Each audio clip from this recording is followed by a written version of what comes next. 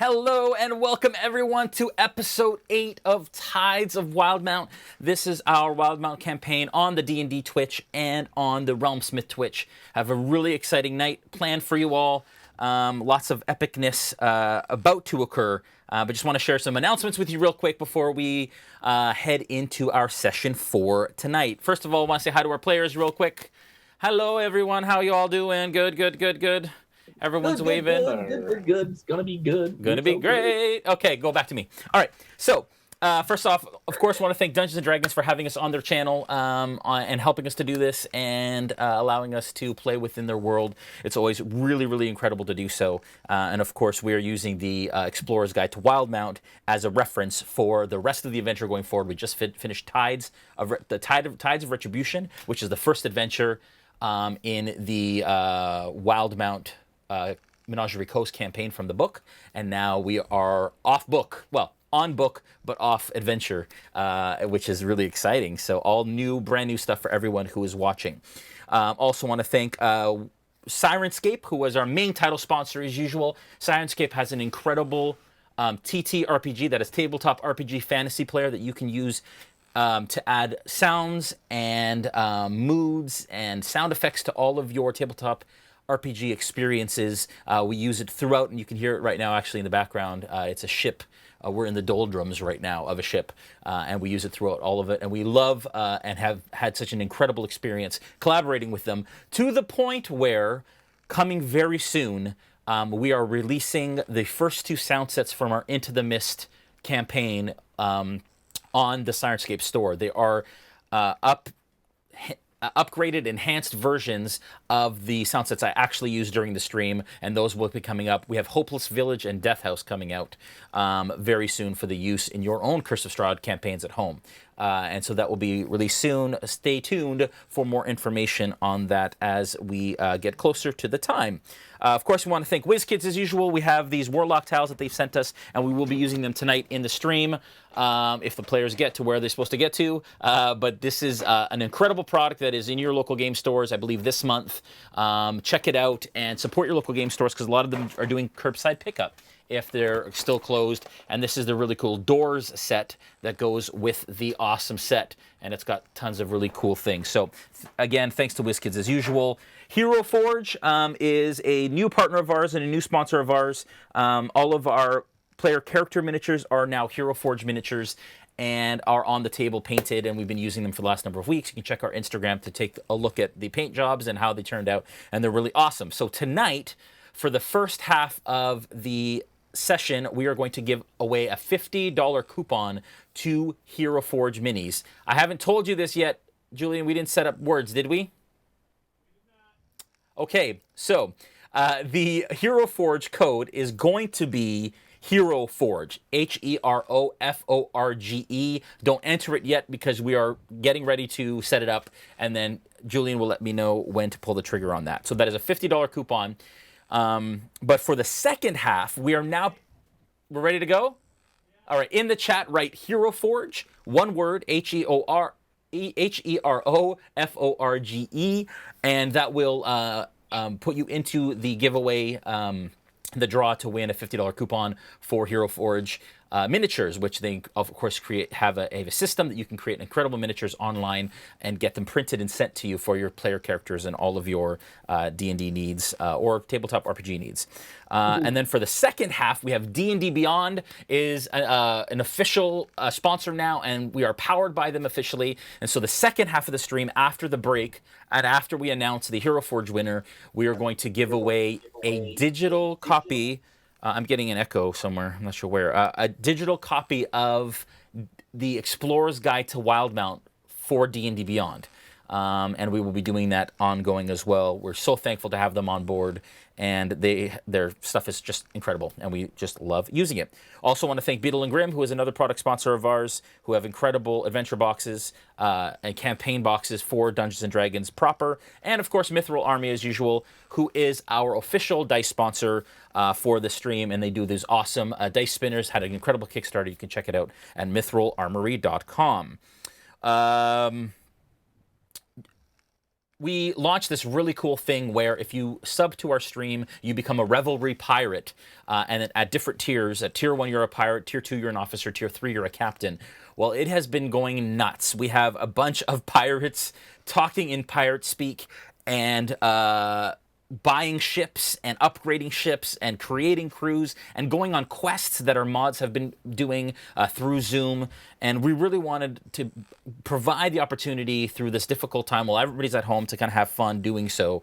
And so it has exploded. It has been going incredible. And tonight, our players are getting to Darktow, which is where all of our Revelry pirates hang out. And so pay attention to little cameos that we have for some of the characters and stuff within Darktow, which is a lot of fun. And this is the first I've heard of viewers being able to integrate into the actual campaign that is happening in a live stream. So we're excited about that. We'll also be doing a one-shot giveaway. So basically, for the last 2 weeks, we've been giving away a seat at a one-shot with the crew and cast of RealmSmith's Tides of Wildemount. So this campaign, we will be doing a one-shot run by one of us and with the cast at some time in the near future. That will affect the campaign. If you want to be involved in that, the way to do that is just be active in the chat, and we will be choosing tier 2 and up subscribers in order to be involved in that. So that is super exciting, and we'll be rolling that by the end of the show to let you know who has won that spot. Really quickly, behind the screen tomorrow night with B. Dave Walters, who is a accomplished DM on the DnD Twitch channel, as well as a bunch of other things. He's incredible, a writer, actor, all of that stuff. So we'll have him on, and we'll be speaking to him. And then, of course, Players Table on Thursday, and Nolzers on Sunday. I think we are ready. Guys, that was a lot of announcements, but a lot of giveaways, a lot of fun stuff. And last we left our intrepid adventurers. They were aboard the ship called the Wave Chaser. They set out on a quest to retrieve something called the Rod of Retribution from Selakai, who was a warlock of Ukatoa, a Sahuagin or Sahuagin, which I have been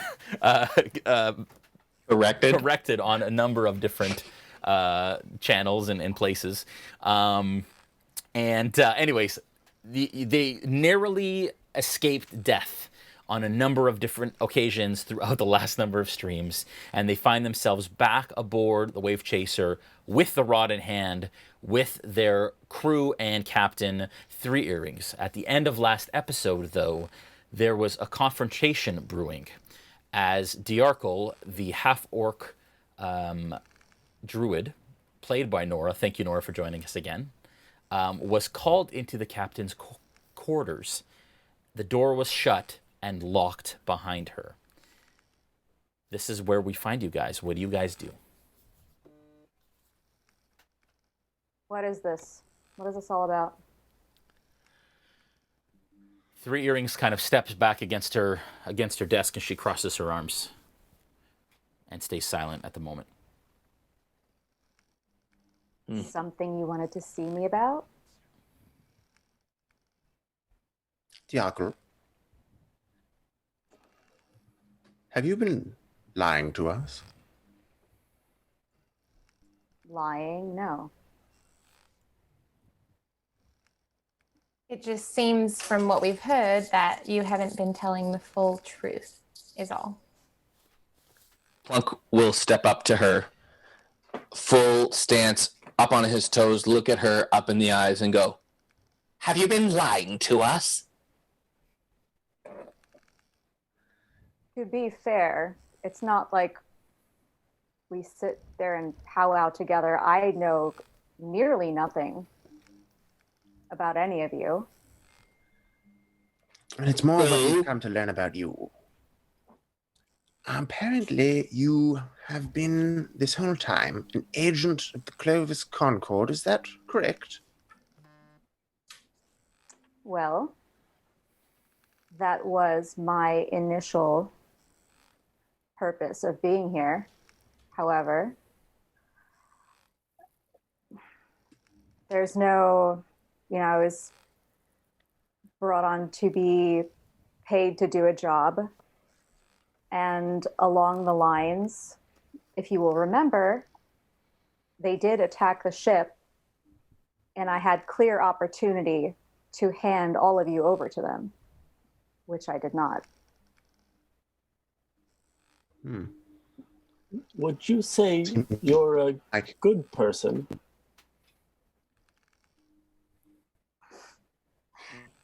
That's such a meaningless way of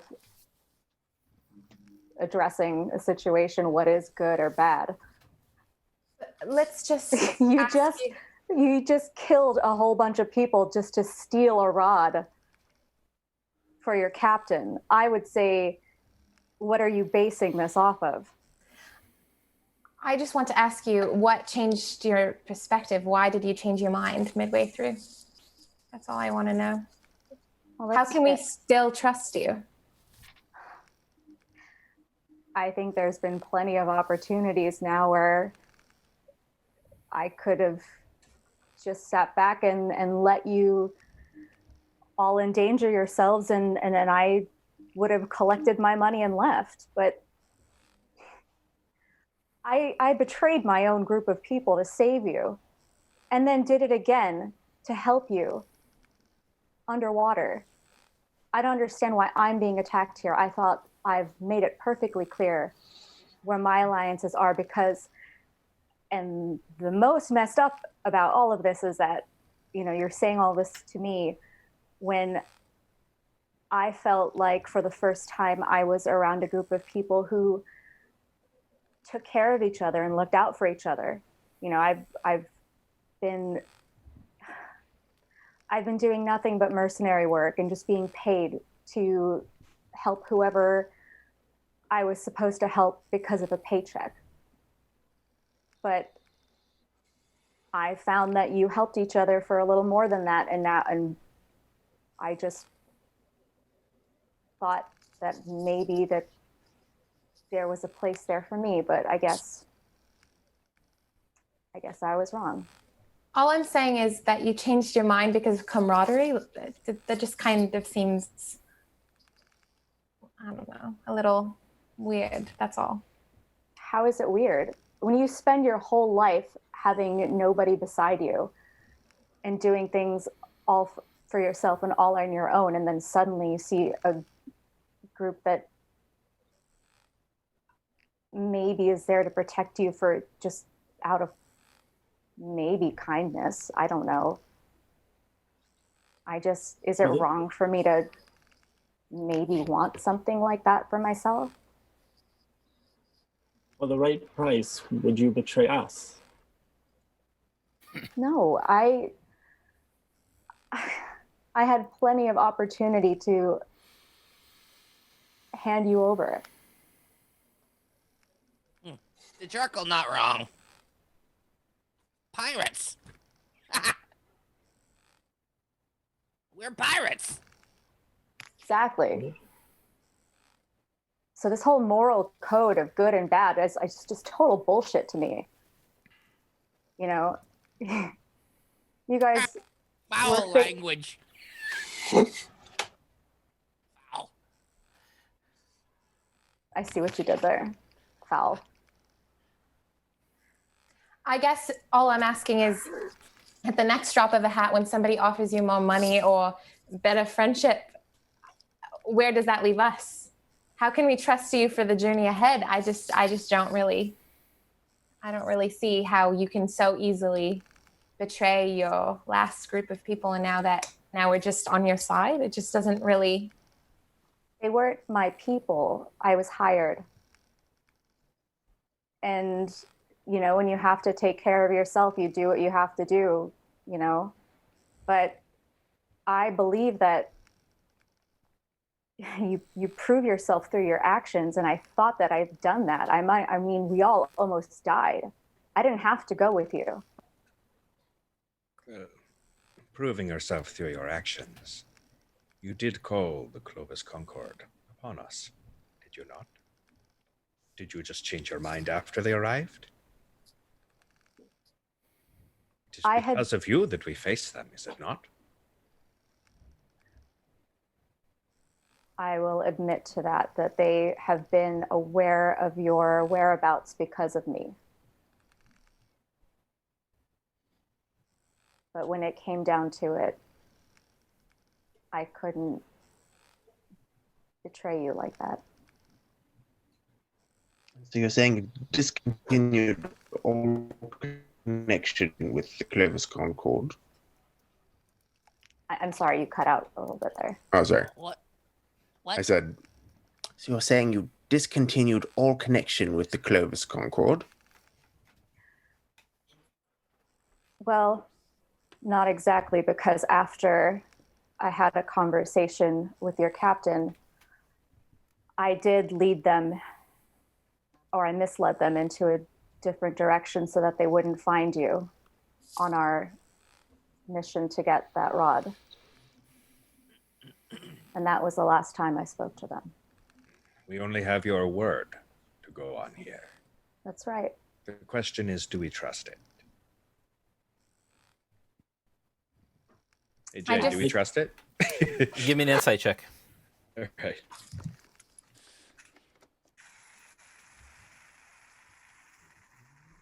Nice. All right, that's a 17. What is he? Does he trust it with the 17, Noura? Yes. I too am uncertain whether I'm good or bad. So I understand that you would wonder about this question, about who is good and who is not.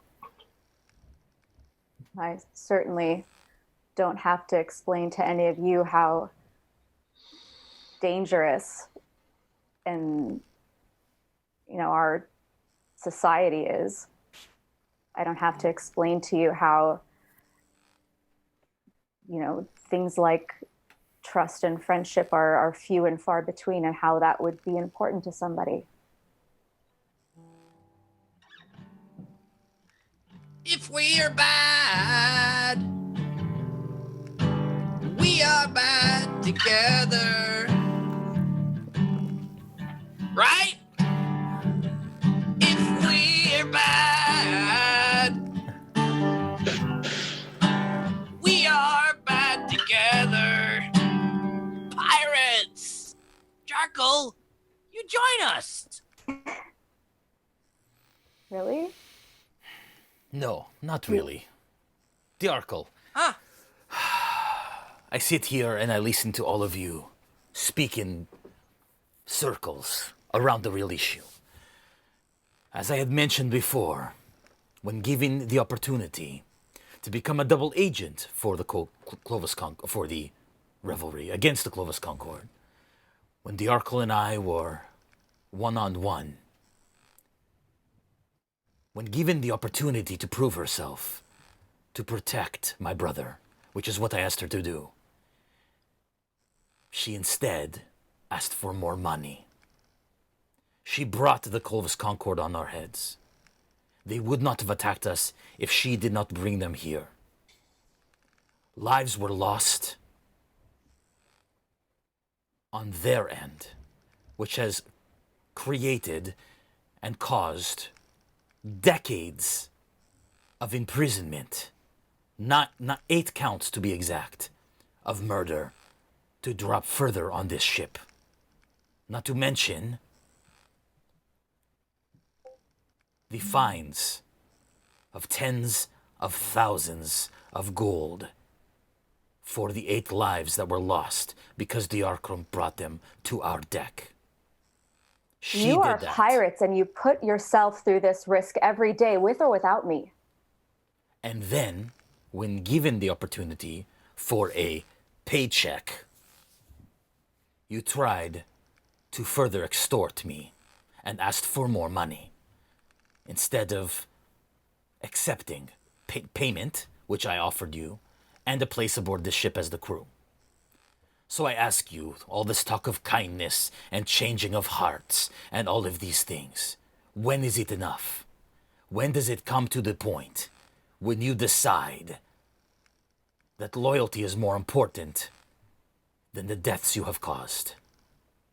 I will tell you, you speak of us being pirates. The one thing that we do have is honor among thieves. loyalty to each other. You are loyalty to no one. You threw brother in ocean. That's true. I You killed the endangered your man. own brother. It was my choice to go. I dragged a man under the water. I killed him. I would take my punishment. I killed him to protect my friends. Dajarkal didn't kill that man.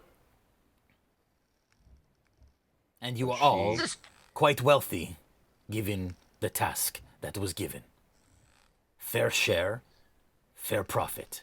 You were paid to put those lives that you do not control in risk. You purposely led others to believe that you are one thing that you are not. I am a pirate through and through. I do what I do to bring wealth to my crew and to those who are loyal to me. Who are you loyal to? I thought I made it clear the past few encounters, but if you need further proof, and walking up to the captain, I hand her my scimitar. You have every opportunity to kill me now. She keeps her hands crossed. She says, you are at the edge of death. I can see the gashes. I could flick you in your forehead and you would die here before me. Then what is stopping you? I wanted to see if my companions were up to the task at hand, to do what is necessary when the time comes. They have proven themselves to be loyal to me, to my crew, to the people on this ship, to their companions and to their friends. The one thing I asked you when you went down was to keep my brother safe. And I did the best I could to do so. We all almost did. died. You had no choice. I told you you would be going under with or without the helmet. You chose life other than death. That isn't loyalty. That isn't heroism. That is common sense. You attacked your own because you saw that we could very well handle ourselves. You are saying that you could have turned on us at any time. No. You killed one. We defended this ship against 8. And I helped you defend yourself. So what say you all? This is a tough decision. I just don't know what is good and what is bad in this situation. Good and bad I'm is relative to confused. this. Sister, you know where I stand. I vote give her a second chance. She has much to prove, but I believe she is up to the task. What say we give her one more chance just to see how she acts in the next situation? Yeah. We've all made mistakes as we try to figure out what is right and what is good and what is wrong. I would be dead if somebody had chosen to make a decision based off of one of my actions. I'm lucky to be here. I would give her a second chance. I mean, I'm still unsure if you, as the captain, are good or bad either. I don't know if I'm on the right team here. That is fair. Have I not been true to my word thus far? Can we make an insight check? Absolutely. Okay. It's a 9. You think she's being pretty honest? You can roll with advantage there, I Brandon. rolled an 18. You can roll with advantage. Me? Yeah. That's really nice, by the way. That It's blue and gold. beautiful. Yeah, so 18 is my Okay. advantage roll. You know your sister is shrewd. She's cutthroat when she needs to be, but she is loyal. and she is telling the truth. Hey Jay, Yep. just a quick note on loyalty. If someone is loyal to themselves, Yeah. just as an NPC, does that qualify as loyal? Like, as in, would we be able to detect if she feels like, no, I'm good, even if she knows that internally she'll make whatever decisions she wants to? Are you talking about the captain or Dajarkal? Yeah, no, yeah, the captain. So like the loyalty that she says, that we just rolled for. Yeah. Yeah, well, she says, so you get the sense. What did you roll, Joel? I rolled a 14. Yeah, with a 14, you get the sense that she's being honest, and that she is telling the truth, and it's heartfelt, and you have no reason necessarily to disbelieve. She hasn't said anything that is beyond what she has shown thus far. Right. I mean, you do know she's a pirate. You do know she has done things that she believes. She believes are what right. she says. Yeah, but she believes what she says. Is there a way to do an insight check on who is being good objectively in this situation? Yeah, you can give me an insight check. It's such an interesting question. 16. Okay. So, given your experience and given your worship of Pelor and the rule of things, you don't necessarily follow the rules of man. You follow the rules of nature. And of Pelor, who governs all that is not necessarily good, but all that is balanced. And there is a balance in nature. And in this scenario, and so the good for you is the good of the land, is the good of Pelor, is bringing the light to where the light needs to be. You know that there's corruption in the Clovis Concord. You know that pirates are corrupt as well. So that it's a very difficult kind of question to ask of who is good. Morality. Yeah, as far as you know, yeah, I mean that's really up to you to decide. All you know is that it appears that the captain is being true to herself and true to what she believes, and Dajarkal is stating that she is true to what she believes and that she did what was necessary to do what she had to do. So it's really, I can't really answer that for you, as it were. Okay, But if you want to give me a religion check, real quick. Okay, will do. A 4 minus 1, so a 3. Okay. You're trying to kind of sort through your emotional response to try and dig deep into your understanding of Pelor's laws and his tenets, and just having a hard time navigating the situation, because up to now, learning where you did, studying what you did, good and evil was quite clear. It is gray in this situation, and so you're forced to kind of decide for yourself. Okay. This is tough. Whew. I think there are a number of opportunities, decisions. I think if we were to give you a second chance to prove yourself loyal, it would have to be something quite significant, seeing as how your journey with us started. Quite significant.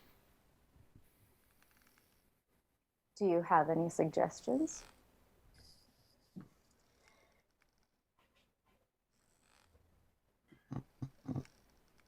I would say the consequence, if you were to ever fail us, would be not just death, but some sort of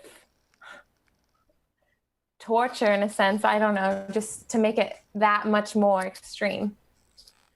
Well, I've already laid down my weapons, and I'm not fighting you back.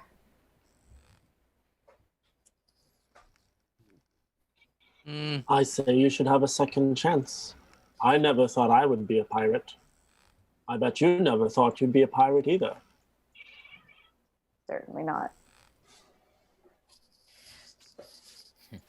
You've been rather quiet on this issue, Aella. Do you have anything to add? She saved my life. I'd give her a second chance.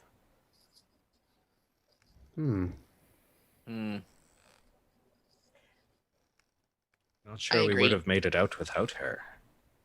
Down below. Let's give her a chance until she's proved to be wrong in us giving her a chance. Yeah. All right. Very well. But she will not be allowed to wander this ship as long as she is on it. And as she will not step foot back on the Wave Chaser. And when she gets to Darktow, she is your responsibility. And I just hope that this isn't a life lesson to all of you about giving chances where chances should not be given. Know that because of her, you are now enemies of the Clovix Concord. You all have murder on your heads. But she does too. Fair enough. But you didn't choose that, she did. So, allow that to be a lesson. She will be taken to the brig, and she will be locked up for the travel to Darktow, which is 5 days. I wipe my hands of it. Do I get any sense that she might not be truthful in any way? Insight.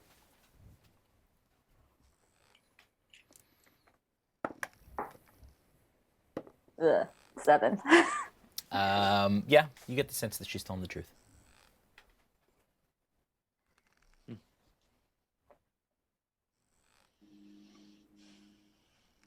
I do not want to see her again. And she doesn't even look at you. She says, take her to the brig.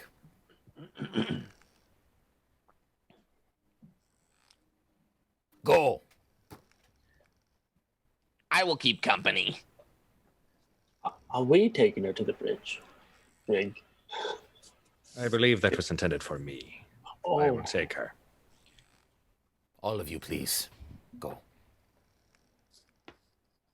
All right, let's go. Okay. Turning from her and leaving. Okay. Yep. You all leave. What do you do? Once you leave her quarters, she closes the door behind you. You hear it latch. All You right. are now Well, on we'll- the bridge of the Wave Chaser. It is late morning at this point.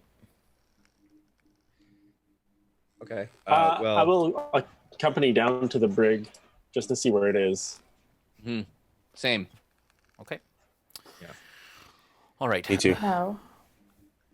I'll walk a little bit slower so that we can potentially talk if needed. Okay. If there's anything. Sure.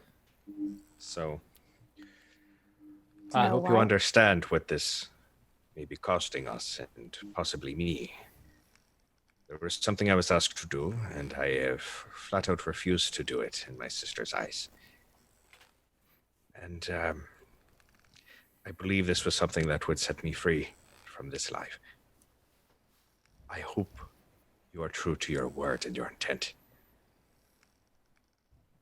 Well, I intend to show you through my actions. I just don't understand why she felt that I was endangering you when I thought that I was there surely to help you all in the And you best did way help. that I can.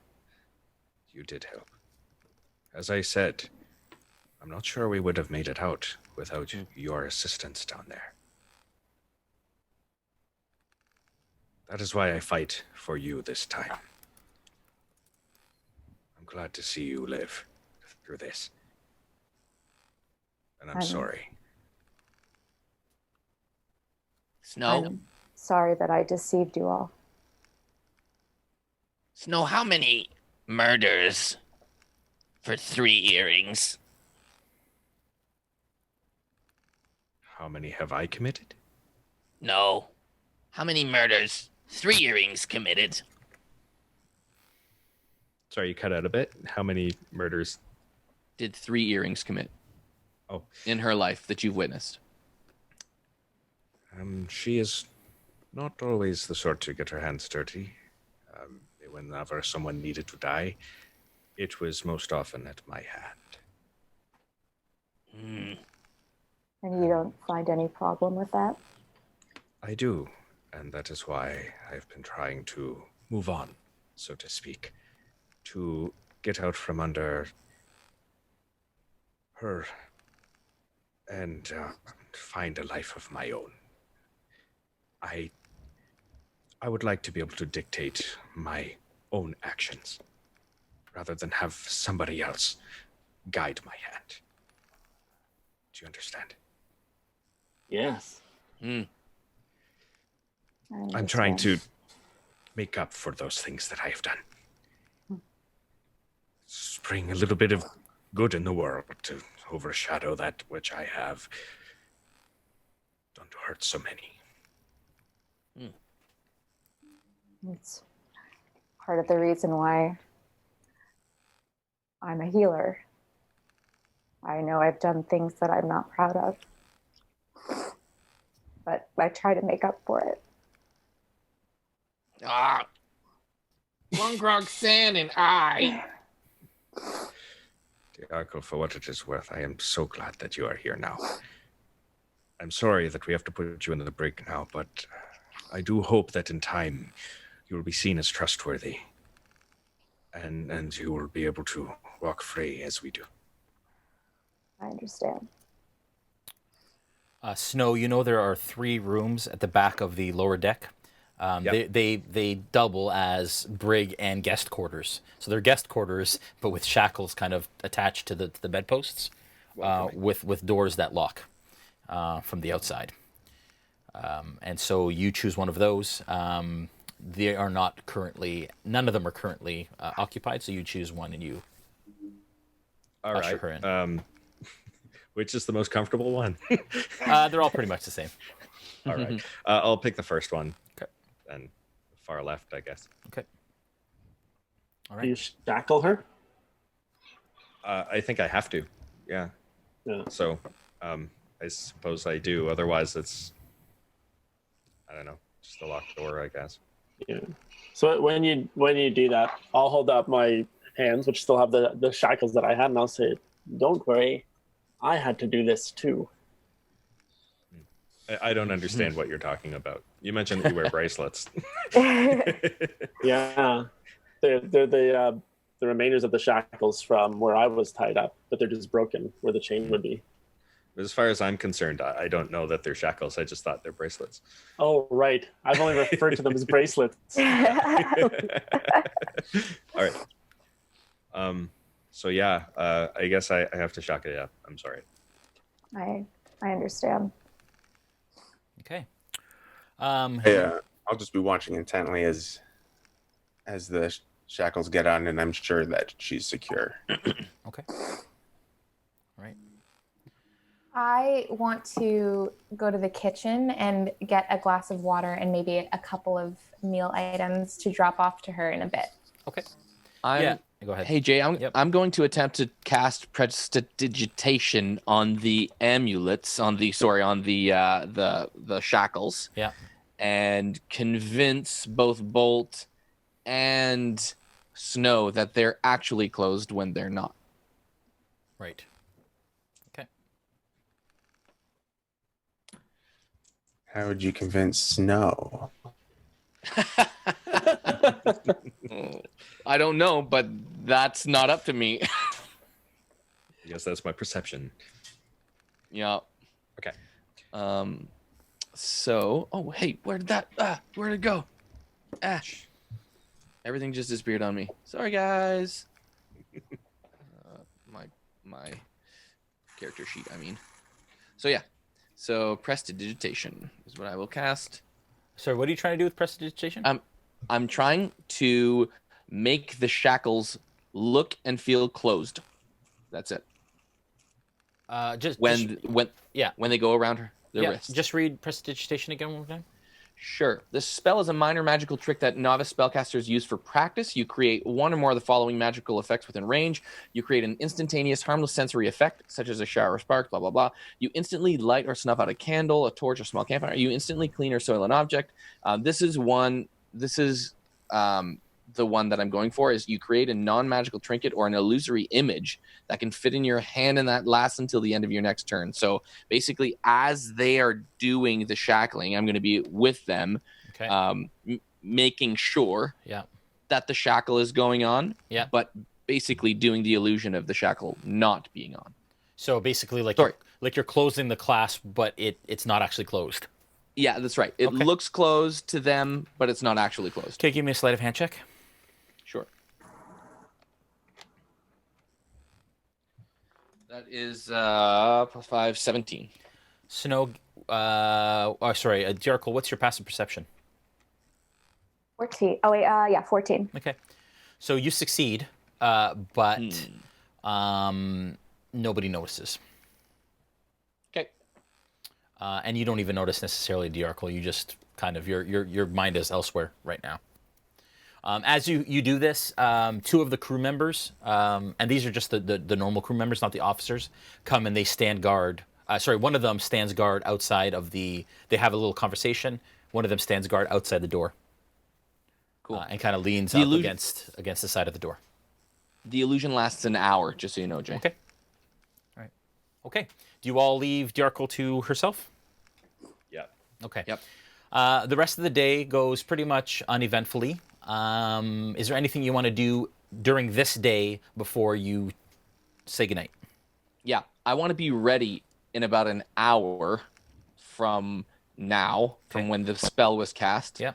To anticipate Dajarkal not seeing the illusion anymore. Right. Yes, right, because they're unshackled. Yeah, if you can give me a perception check, Dajarkal, because they're unshackled, they may just fall loose. So and there won't be necessarily as tight. You know what I mean, Joel? Because they're actually on her thing. So if you can give me a perception check. 7. Yeah. So with a 7, you kind of sit with the shackles, and they're, loose around your wrists, but you kind of have them rested in your lap currently. Okay. Around mealtime, I want to go down with food. Okay, so around lunchtime, Gaziel and Dave and Bacalhau basically had the same idea. You all bring her food when the time comes. The hour comes. Joel, what do you do within that hour? Yeah, I just stand by to notice by the hold to see if Dajarkal is made aware of the shackles actually not being on her. Yeah. So eventually, with your passive perception, Dajarkal, you notice that you look down at the shackles again, like, I don't know how I got myself into this, and then you see that they're actually not closed. The latch isn't closed on the ends. Do I peek around or hear if there's anybody near me? Give me a perception check.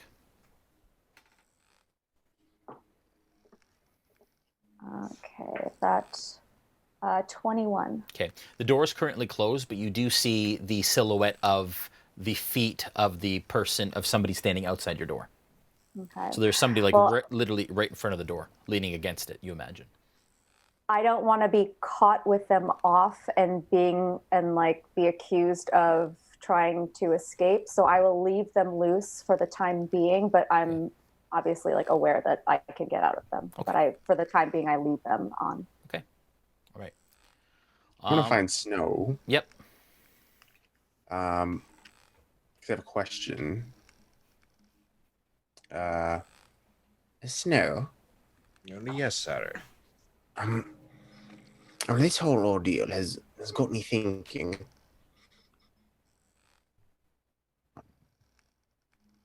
Well suited for combat, as I thought. Would you know someone on board ship who may have access to tools that a blacksmith might use? Smithing tools. I am not entirely certain, to be honest. Jay, would I know anybody has them? Like, would Borth have any blacksmithing knowledge, or? Not necessarily blacksmithing. I mean, carpentry is a big thing, but you wouldn't necessarily have a blacksmith on board. Or maybe basic blacksmithing, but like, nothing that's intense enough to smith. I'm guessing something in more of like a maintenance capacity rather than like a production. Yeah. Okay. Yeah. We don't have very much. I mean, there's a certain amount of blacksmithing that goes into keeping the ship up and running. Just, straightening out a bent nail or something of that effect. Now, I suppose if you speak to the quartermaster, he might be able to point you in the right direction, but I would not know where they store these items. Otherwise, there's a number of carpenters. Dilliu, I believe, is a carpenter before. He may have some tools. What sort of tools are you looking for? Yes, blacksmith tools, to be specific. So specifically hammers and tongs and anvils and the sort. Yes. So, well, I cannot speak entirely to that. I spend most of my time in the kitchen. So, I am sorry. I wish I could help you more.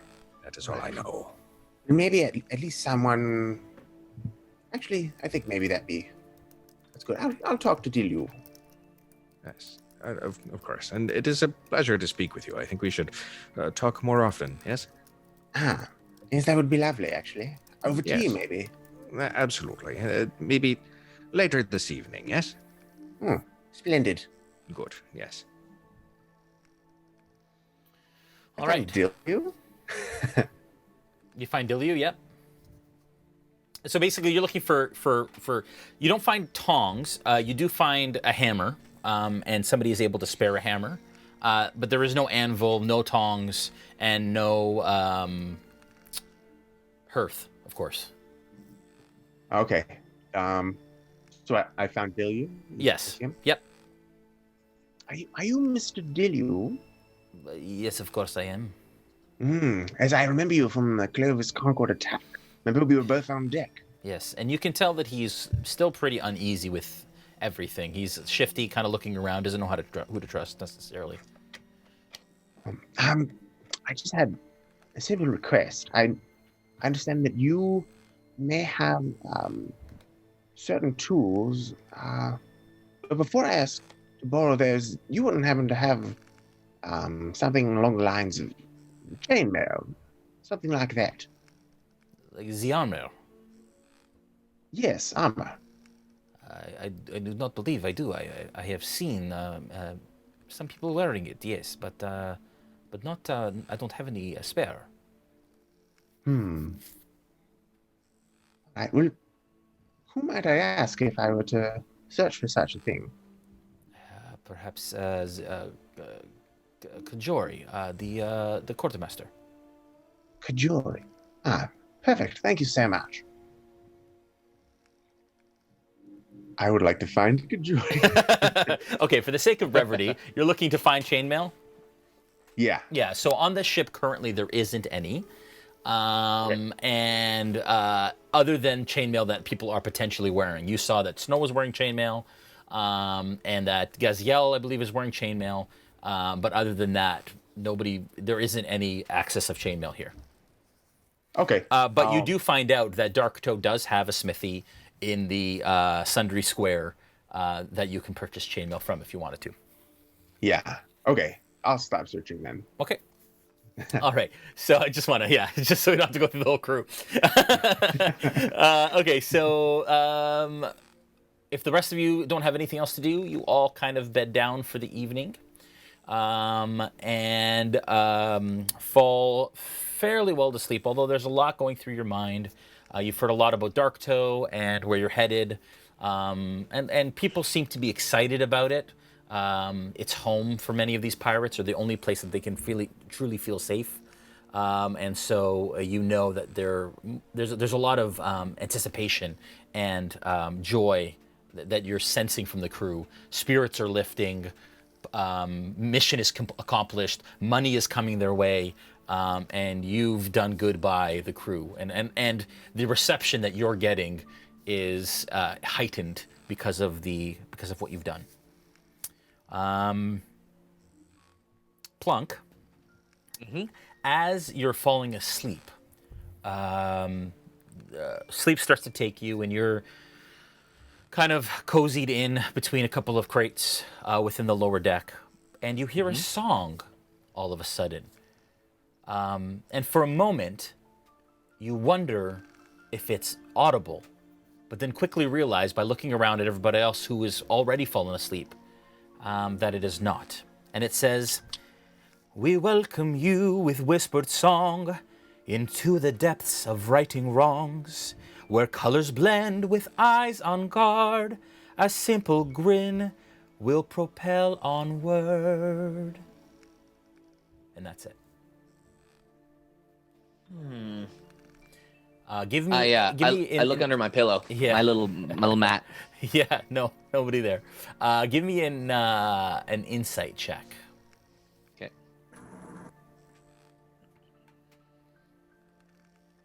That is a 15.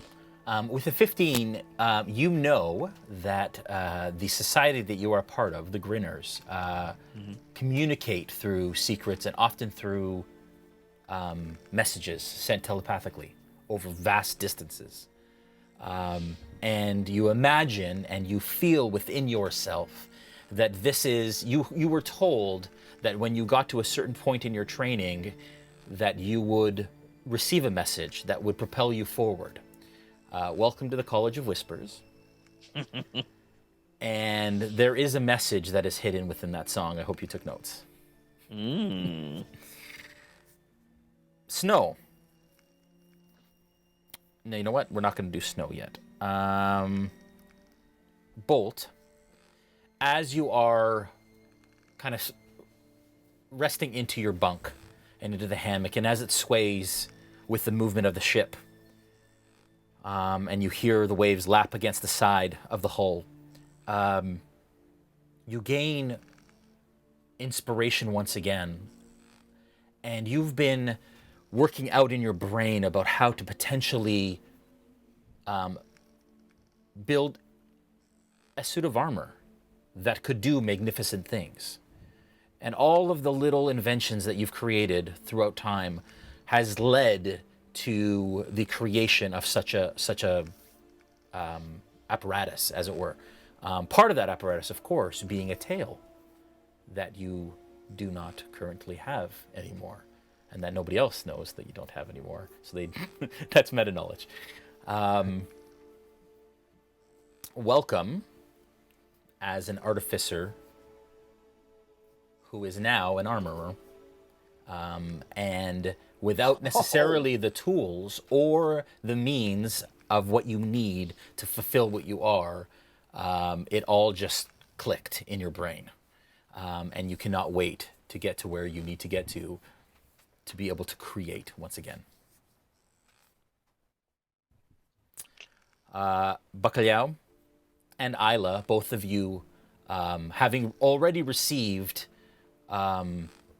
with you, Bacalhau, the understanding of Dunamancy and chronergy, and being able to twist time and do it effectively now, you're gaining in your knowledge. And so you've now gained a bit more of that knowledge by reaching level 3, as have you, Aella. And magical abilities have now come innately to you. The ability to teleport yourself from one place to another. Things like that have now become very clear in your brain, and the ability to reach out to that nature magic in order to accomplish those things are a forefront and reachable now. Gaziel, you fall asleep. Your heart aches for the current circumstance. The lack of black and white, the essence of gray in the moral dilemma that you have been faced with is really, it has you it's captured your mind, your thoughts. It's encapsulated everything that you are. You're having a very hard time navigating these feelings and these notions of good versus evil and this whole area in between that you've never really had to deal with before. You fall asleep. And in an instant, somewhere between the time that you fall asleep and you wake, you feel the distinct warmth of sun on your face. Your eyes open, and you find yourself standing atop a tall, sheer cliff that plummets into an endless sea. Looking to your left, you notice the island you stand atop is one of two that stand side by side. In the distance, you see the sun cresting the ocean, rising at a quick pace to take its place in the sky. Unnaturally so. A warmth begins to fill you, your eyes begin to fill with tears, and you feel something tightening around your ankles. Looking down, you spot living vines beginning to wrap your legs, but not in a threatening way, more of a gentle embrace. You look back, and the jungle that covers the island you stand atop appears to be welcoming you, beckoning to you. You hear a calm, rumbling voice calling out from across the ocean.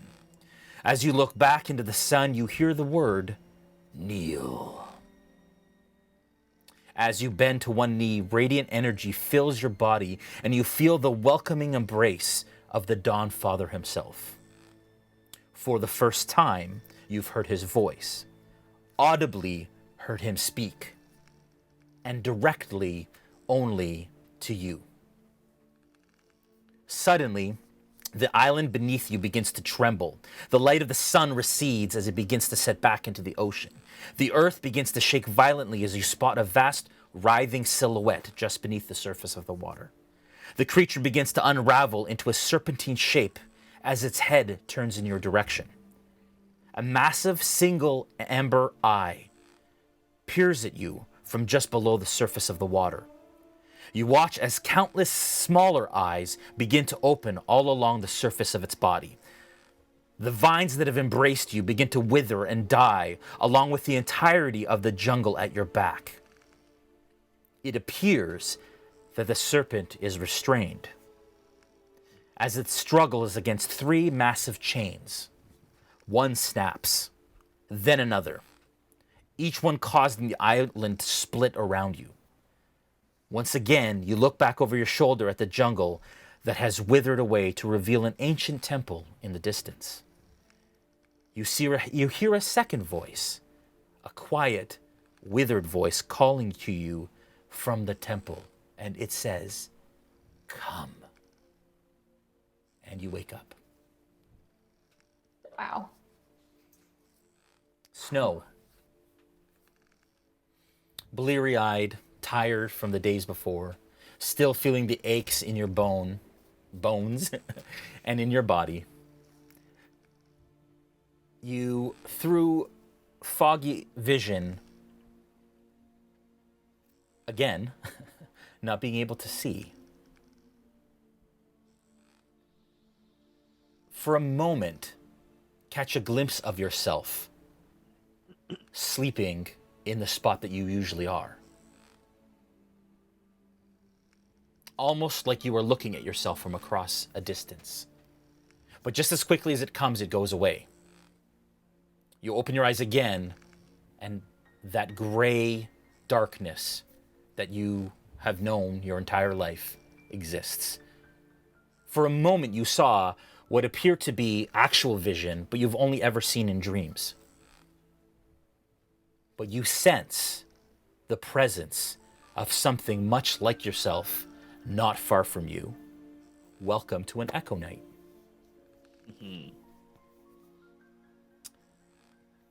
Diarchel, of course, as you sit in your cell, as it were, you've already received a lot of the abilities that come with being a druid. And you feel yourself gaining more knowledge, again, of that natural world that can give you the ability to cast more magic and dig deeper into that area. The morning greets you all, You were aboard the Wave Chaser. It is a new day. What do you do?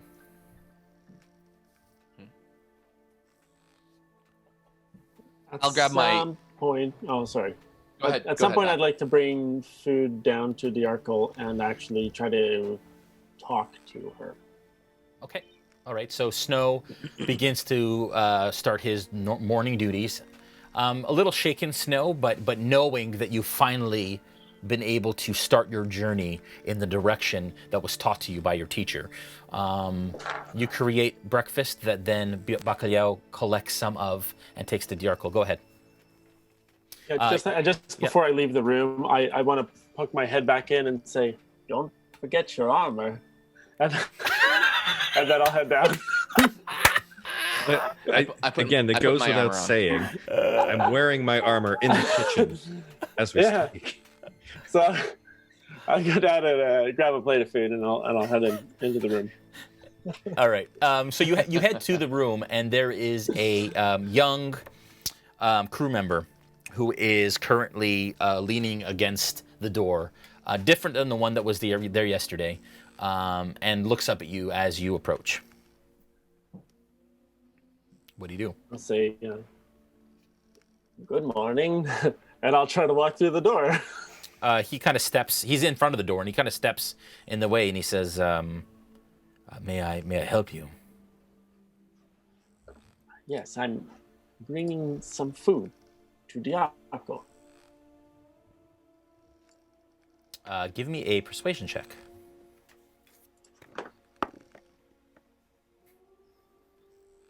$11.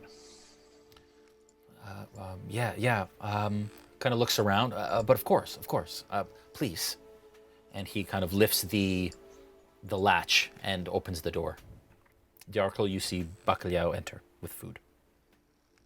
And I'll close the door behind me. Okay, he allows it. And I'll bring the food over. I thought you might be hungry. Thank you. I am. Very kind of you.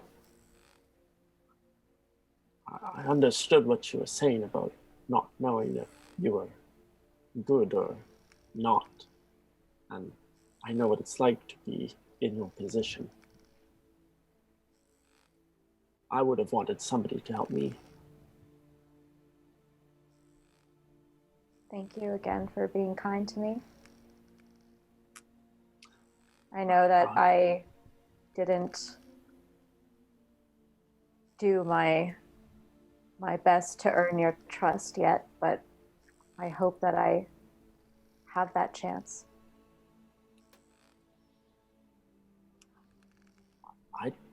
I don't distrust you. I don't trust or distrust anyone. And everybody has to have their chance to prove who they are. Yeah. Did you have a master? No. On your ship, were you free to do as you pleased? I mean, I was just hired like I am anywhere else. I never had anybody to look out for me and never really had,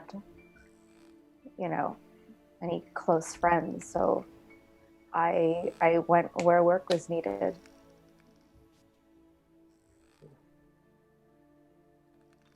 I didn't have friends either. Snow was my first friend. Really? He taught me how to play a game. What game was that? I don't remember. But it was quite fun.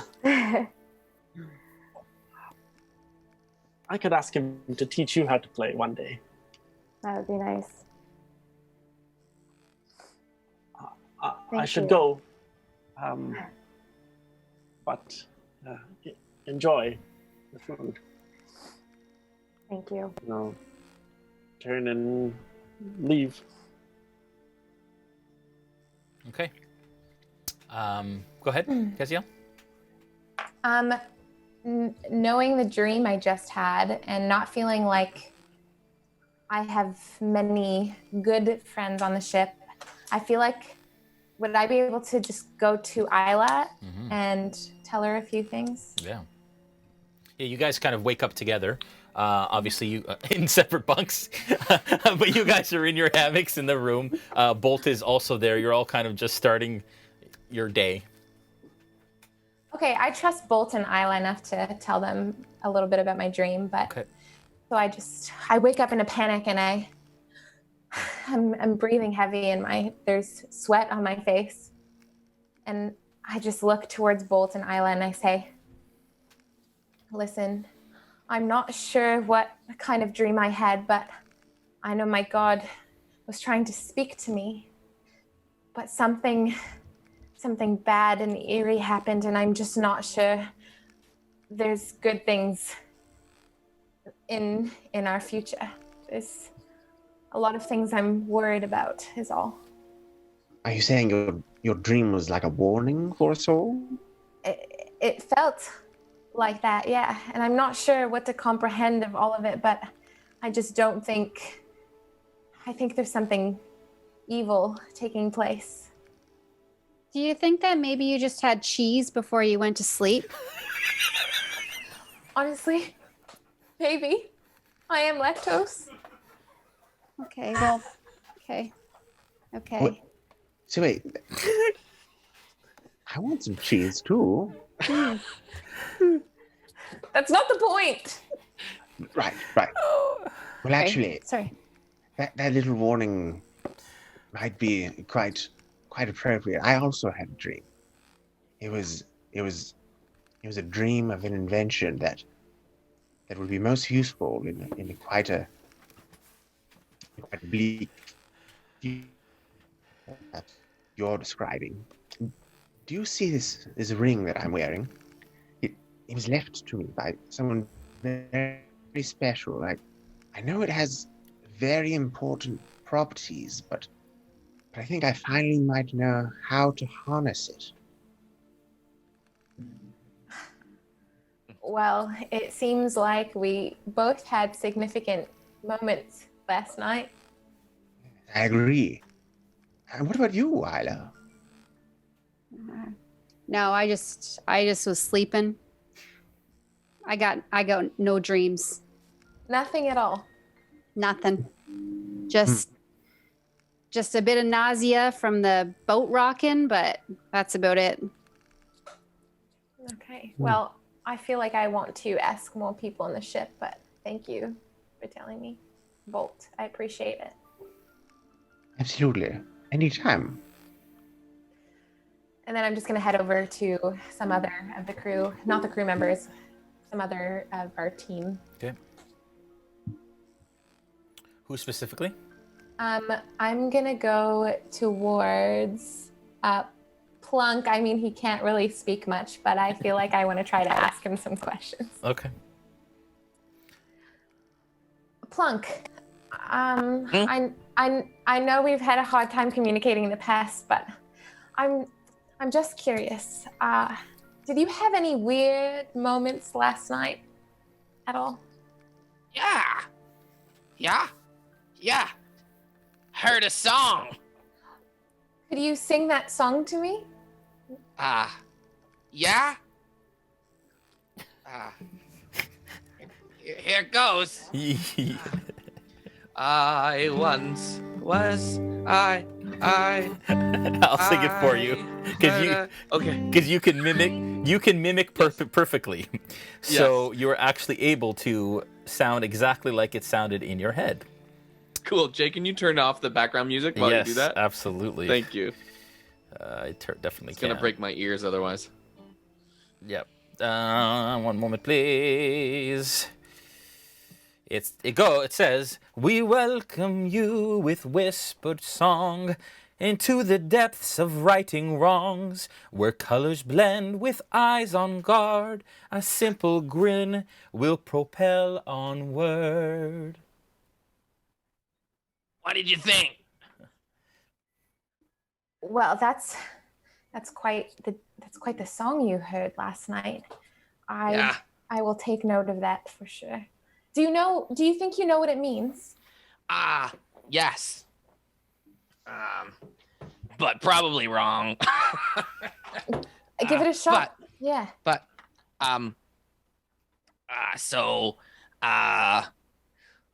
well, if I try my best at defining what exactly I learned, I would say I am a grinner. Okay. That's still confusing. Yeah, I know. But I'll take it. Yeah. Thank you, Plunk. You've been quite a help today. I appreciate it. So helpful. High five. Woo, woo. Okay. Yeah, I'm gonna go. So thank you. Yeah. I'll see you later. Okay. See ya. Bye. Bye. And then I guess I'll go to both the last two in the ship. I just want to get everyone's opinion, I guess. Okay. So you go to Bacalhau is. I'm assuming after you talked, you returned kind of your dishes to the kitchen. You find both Bacalhau and Snow in the galley. Okay, perfect. Bacalhau, Snow, how are you doing? Good morning, friend. Good morning, friend. I just kind of wanted to ask you a couple of questions now that we trust each other and we are friends. Is that right? I would say so, yes. Yes. I just had quite an eerie dream last night, and I just feel something evil brewing in quite a small way, and I'm not sure if I can trust my dream, but I believe that my God was trying to speak to me, and I was just wondering if you both had any sort of happenings last night in any sort of way. Strange you ask. I'm going to try something, and tell me if you see anything change. And I'm going to try and manifest an echo right beside me. All right. And as he does, you see a vision of Snow appears directly beside him. But this version of Snow is slightly different. His hair's cut a little differently. His coloration is the same. His clothing is different. And it's not quite a perfect example or copy of him, but it is a version of him that stands beside. And you, Snow, very much feel that your echo is beside you.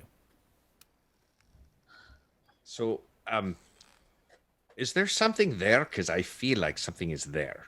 Yeah, it's you, but it's not you. It's hard to describe, but you look a little different. I'm going to reach out and try to touch the other Snow. Oh, What happens? And it's going through? Yeah, it goes through. There's It just goes through? Yeah, right? It's not corporal, right? It's incorporeal?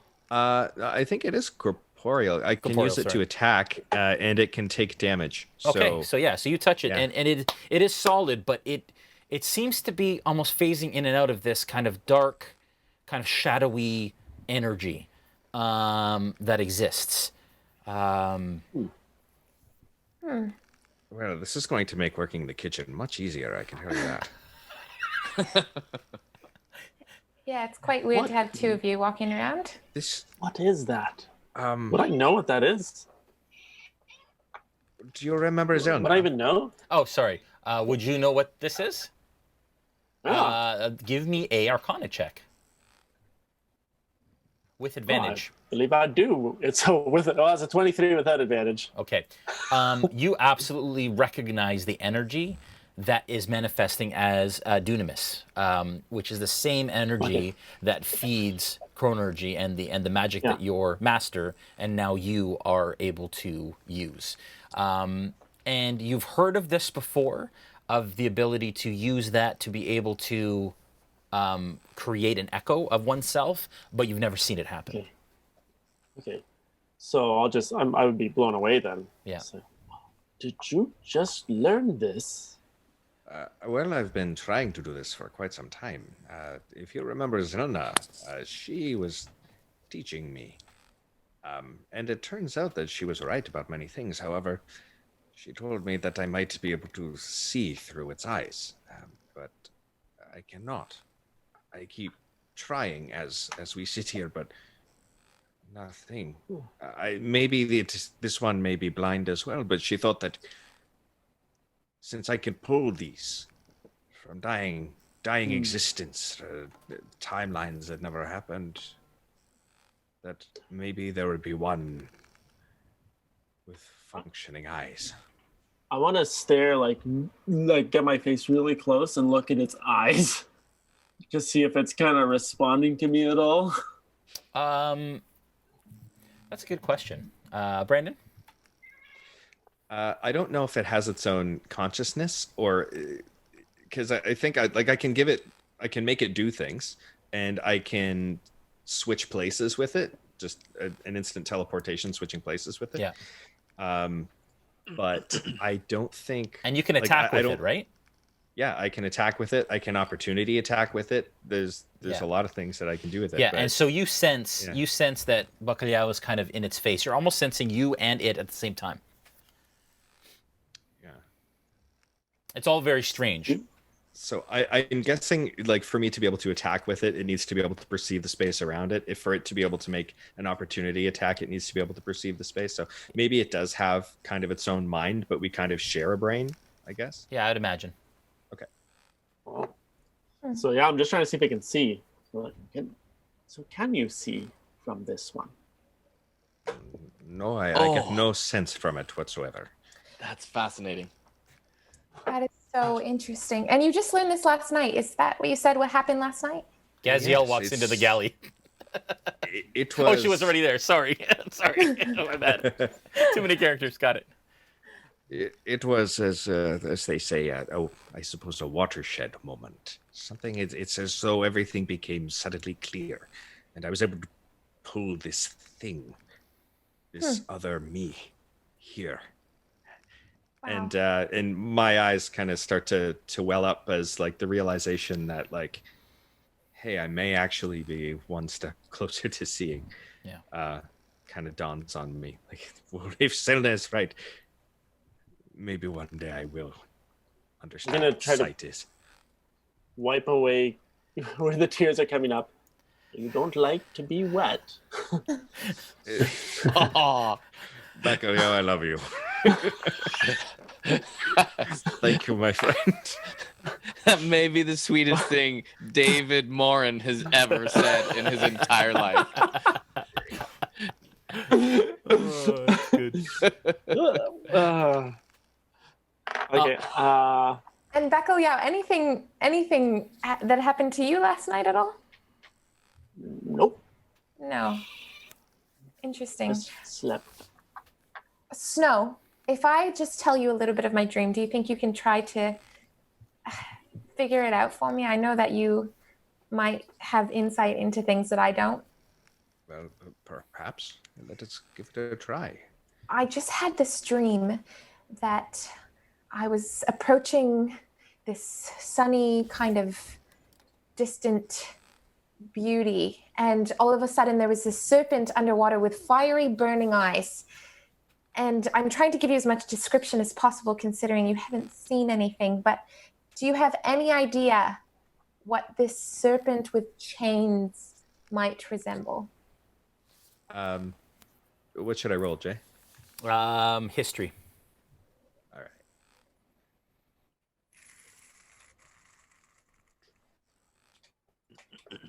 All right. That's a 9. Yeah, with a 9, no, not necessarily.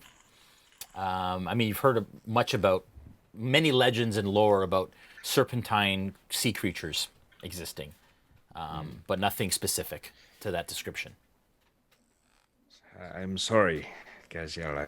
I have heard of many, many different kinds of creatures beneath the waves. It is not safe, the sort of work that we do. I cannot imagine exactly what it is that you saw. That's okay. It was worth a shot, I guess. Thank you for trying. Absolutely. Anytime. I want to thank you. When I asked you to pray before we went below the waves, I did so partially out of novelty, but I thank you for taking the time to do so, and who knows, maybe it did help. We were very close to death. Yeah. Well, I appreciate you, and I thank you for, just being a part of the team, I guess. Thank you. I look forward to more adventures. Hey, Jay. Yep. Can I head over to Dajarkal in the hold? Yep. And once again, you come down and you see that same kind of young crew member standing against the door, arms folded, as you kind of walk up. Sorry, is that a hard J in her name? Dajarkal? I call her Dajarkal, but I don't know. We can ask James Take next time we talk to him. Yeah. Until now, we'll just be doing it wrong. Until One then. of you is.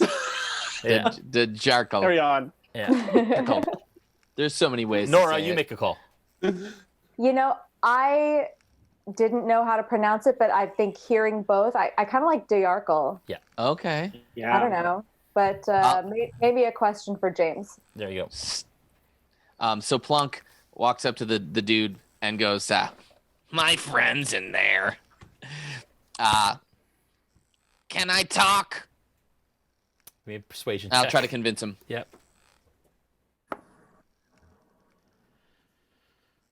And that is a 17 plus 5. That's a 23. Wow. He says, all right, but make it quick, please, make it quick. And he opens up the latch and he opens the door. Just a few minutes. Thanks. But only because I'm a huge fan. Oh, okay. I'll sing song after. I'll go in and I'll look back at him and get him to close the door. Close. Yeah. Yeah, he closes it. Yeah. Okay. And I walk right in. Yep. And I don't say anything. I just like nudge like, So? What? Hi. What?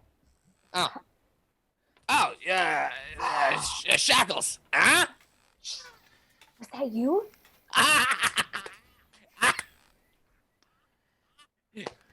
What if somebody found out? What? Unfairly treated. No, I mean, you're right. I'm sorry. Thank you. But what if somebody found out and they saw me and they blamed it on me? They could have killed me. Oh.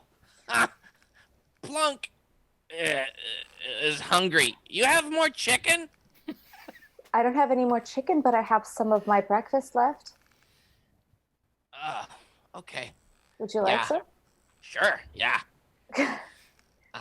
I handed my the bowl of. Great. So I ask, I'll just chew on the food until it's gone. I gobble it up like a fiend, like a raven at a dead carcass on the side of the road. Got it. Okay. So I do that, and then I turn to her and ask a simple question. Why no escape? Well, I thought if I did that you wouldn't trust me. Oh, good point. Yeah. Good point. Okay, I'll eat. I do want to thank you though for yesterday. For standing up for me. Friend. Friend. Thank you. Song? What happens now? How long do you think they're going to keep me here?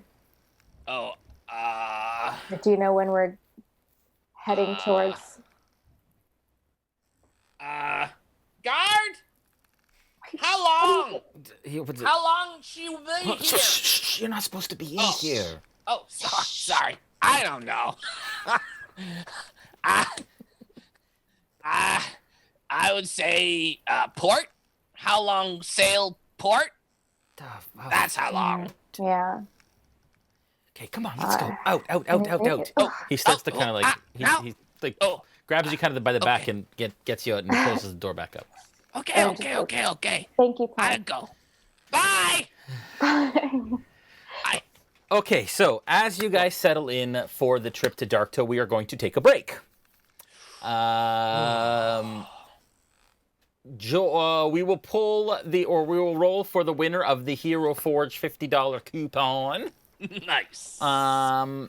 And we'll wait for Julian to say so. Also, thank you everyone for watching, of course. It has been insanity apparently tonight with people spending bits as gold to upgrade ships for the Revelry, which is really, really incredible. We're going to let the actual Revelry roll.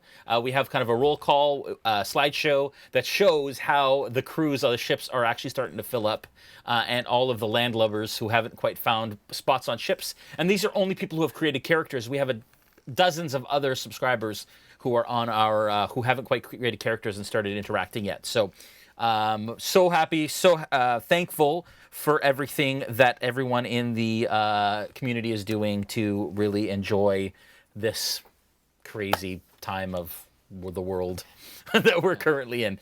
We will take some questions. Those of you that need to do bio breaks, whatever the case may be. Julian, if you want to roll that slideshow, and then we need a winner. Yeah. Batman 1530. Yeah? Matt 1530. You are the winner of a $50 coupon for Hero Forge. So you can go ahead and message either Prometheus Bound or Shadster on our Discord or on here, and we will get all your information and send you that code. I'm assuming we will be doing the draw for the D&D Beyond Tides of Wildemount digital copy for your D&D Beyond experience. If we will use DnD Beyond, so D letter ND Beyond as the code. Julian, is that set up already? The D&D Beyond code? DnD Beyond. N is in the letter. All one word? All one word. DnD Beyond will be the code. We want to thank, of course, DnD Beyond for giving us the opportunity and all the codes to do this. We love them so very much and are so glad that they are now an official partner of ours, which is super stinking exciting. What's that? Okay, so you can go ahead and write DnD Beyond in the chat. You do it more than once, you will be disqualified, and we will draw a winner at the end, along with the third seat in the one-shot that we will be providing privately with the cast for Tides of Wildemount. That will actually be affecting the experience at the table, which is crazy and fun and all of that great stuff. We have a whole other half of this episode with craziness as we approach Darktow. So go ahead, Joel, take some questions. We're going to take a very short break, actually. It's only going to be like, let's say 10 minutes. Okay, sounds good. So it is 8:40. We'll come back on at 8:50. Okay. Questions. Y'all ready for this? Okay. Play Scholar asks, Joel, did you do all the vocals and instrument work for the intro, and or how did you make it? The answer to that is yes, I did. And I did it with just Logic and my interface here. And that's kind of my side gig for fun. I just love making music. So in a past life, I did that. And now I do it for you guys. So fun. And then how did I make it? I could go into a long thing, but that's for another stream that happens on Thursday nights at 8 p.m. called The Player's Table. Dad Crystal J question: what can we do to help earn Gaziel emoji? Oh. Yeah. Where's the emoji at? I know. What you really should be asking is, what do you do to help us all earn special t-shirts commemorating our characters. That's true. That's true. I have a t-shirt. It's cooler than an emoji, so.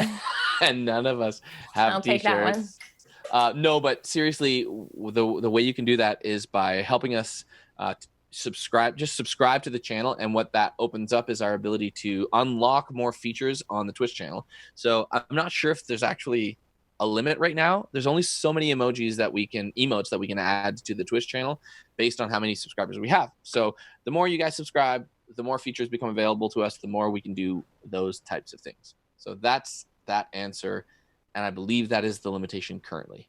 Now, I'm not 100% sure, so don't quote me on that, but I believe that's the case.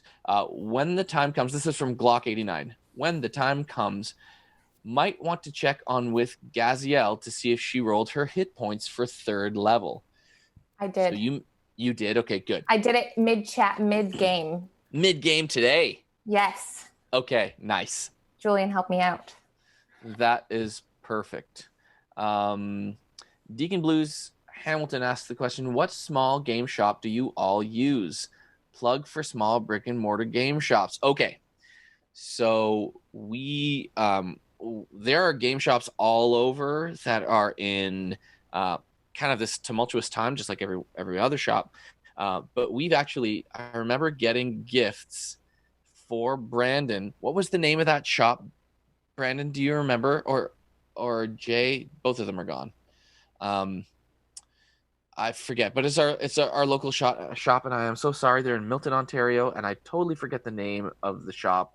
But that's where we get our local stuff, and I apologize for that plug, which isn't a plug because I can't remember the name. The reality is that Jay and Brandon and like Julian, they buy a ton of stuff. Yeah. The rest of us kind of go to their house to play. They buy all the stuff. That's true. We count on them. We're those friends. Yeah, exactly. Roman Wolf 007 asks, Noura, were you worried about being marooned tonight? I thought I was totally going to walk the plank. I thought it was dead for sure. I was like telling everybody in my house, all right, guys, see you later. I got to go on stream. I got to go die in like 5 minutes. I thought for sure. I almost like guaranteed it to myself. And so I was very surprised when I got myself out of that. So thank you for keeping me alive. I owe you one. What's going to happen? Were you going to just roll a new character? Oh, I mean, like I have been very, very fortunate to come on as a guest for several episodes. So like, I didn't know. I thought like if I died, see you sometime, maybe. I don't know, maybe as a new character, maybe not. For sure, for when you guys come back, when you continue Curse of Strahd. But I thought maybe for this campaign, I was like, well, good luck with the rest of your season, and I love you guys. And that's what I was, that's what I was ready for. I guessed it in Curse of Strahd twice, and I died both times. It happened. Exactly. I will say this. For some reason, it's easier to kill Dave off as an NPC than it is to kill Noura off as an NPC.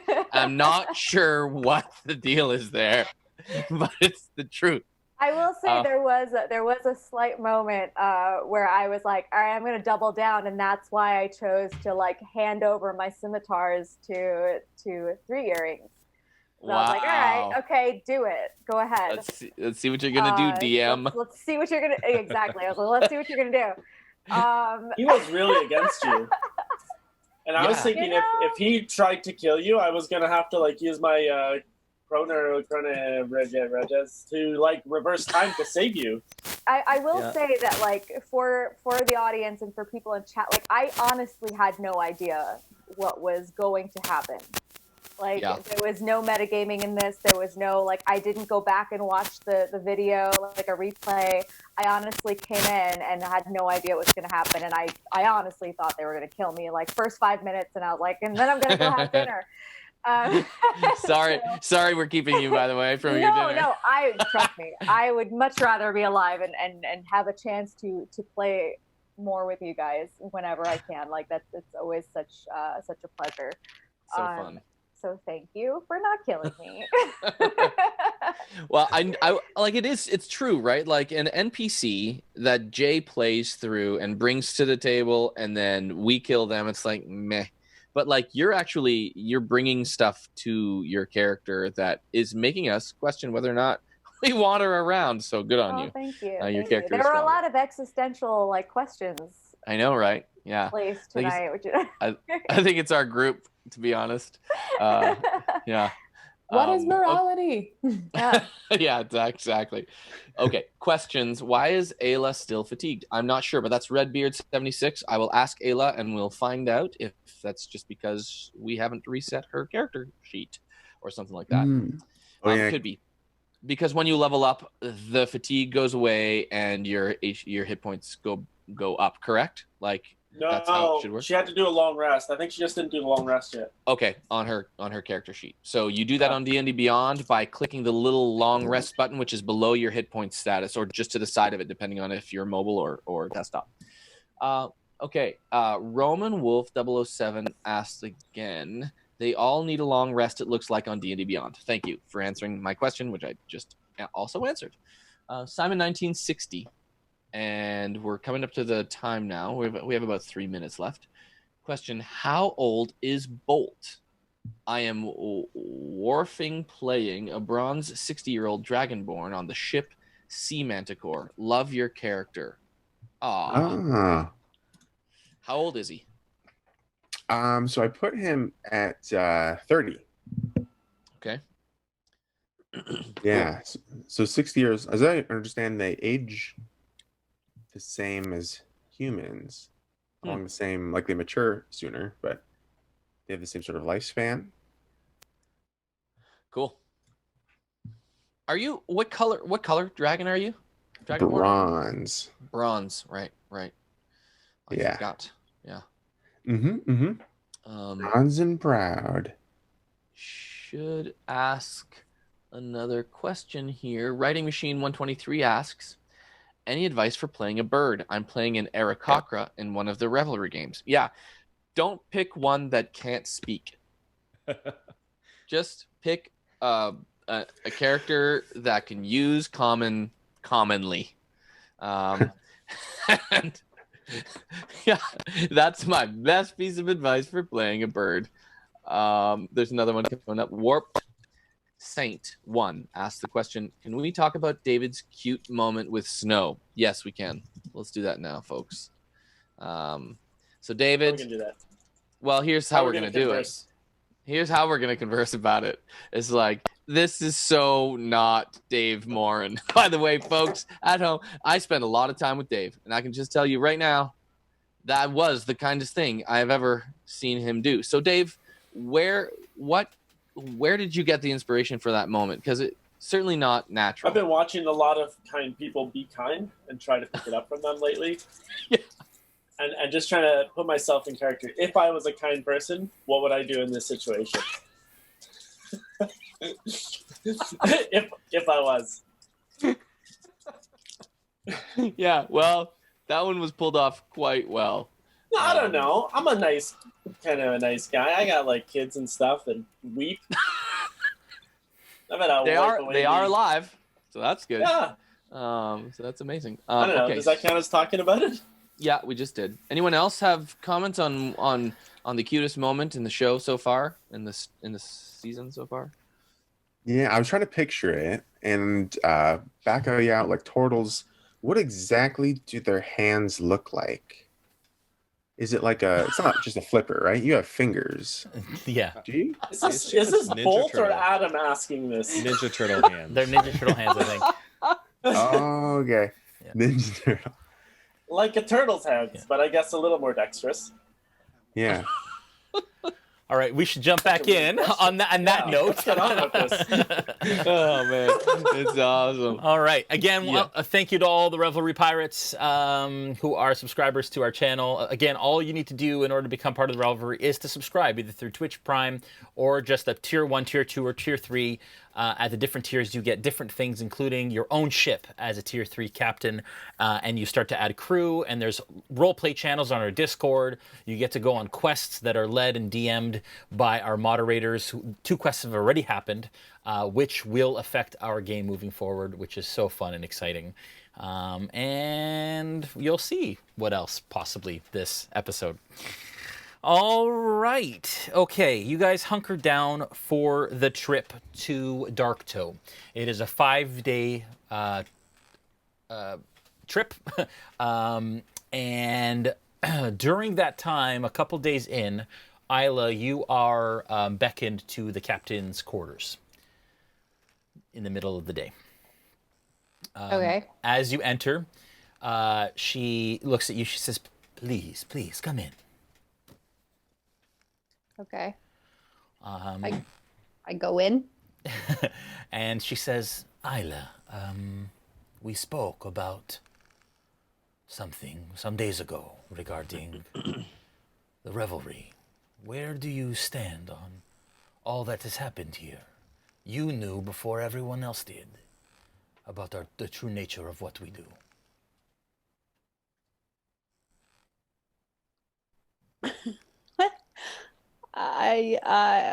What do you need to know? What do you want to know? Well, I had asked you if you wanted to become a member, potentially, and I would take that request on to the Plain King himself.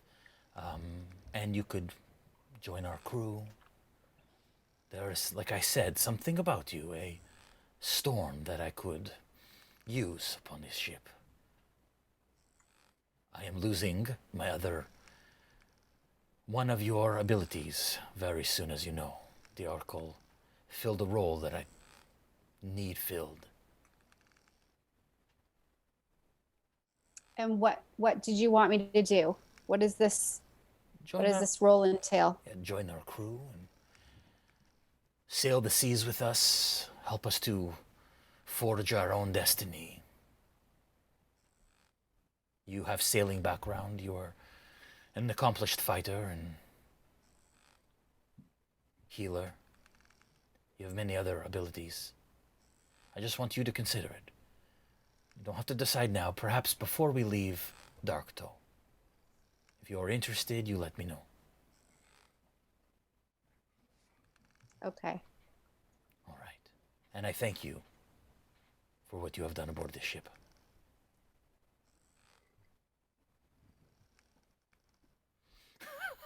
She dismisses you. And then a day or two later, she calls Snow to her quarters. At this point, I'd like you all to take out your earphones, please. Oh, I hate that.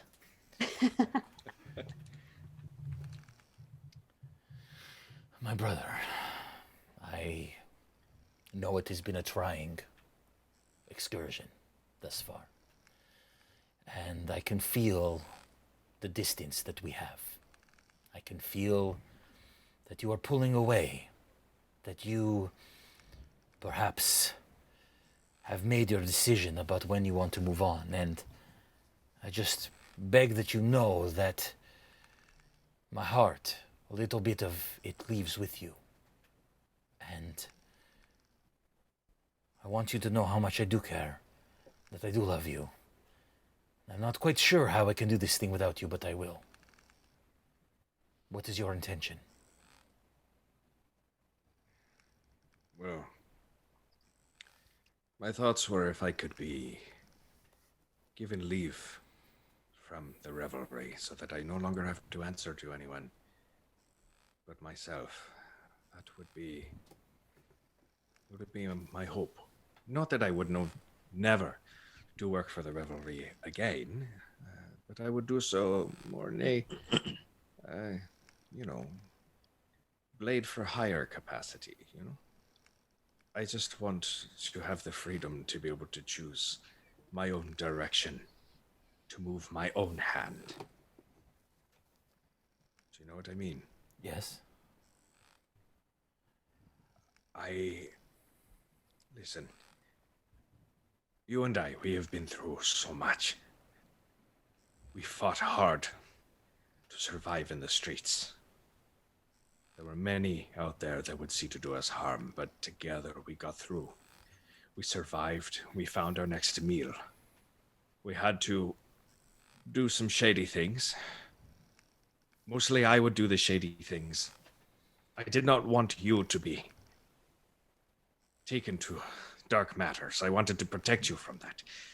Get you into a safe position so that you can live clean. You don't have to worry about where your next meal is coming from. And here as captain, you can call the shots. And I did not think that the shots you would be calling would be as dark as the ones that I had committed to get you here. I have given my life for you. And I would like to try my hand at a new one. A new life. Something that I have say over.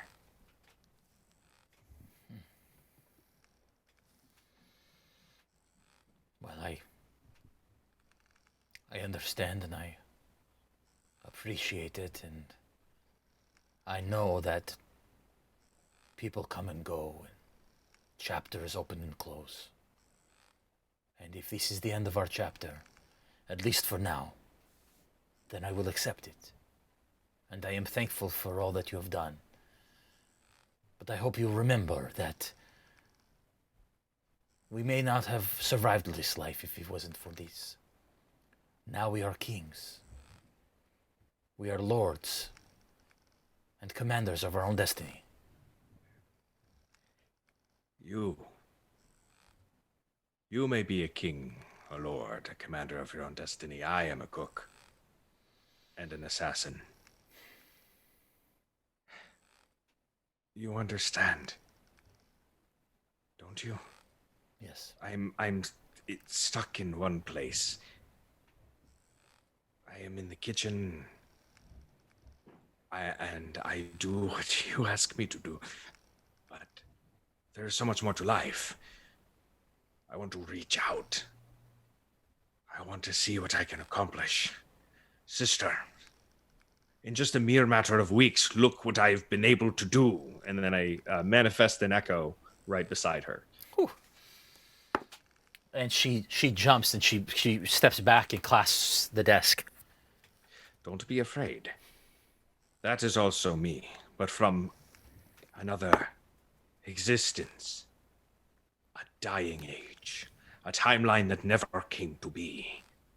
This is me based on other decisions from others and myself and you. This is something that I can do. And I've learned it so quickly. What else can I achieve given the freedom to do so? I'm not saying I will never work for you again, but I am saying that I have the right to refuse.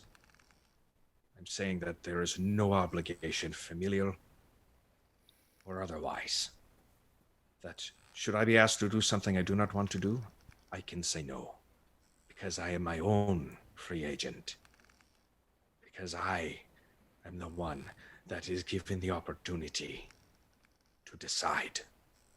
It is not decided for me. That is what I wish. Then you may have it.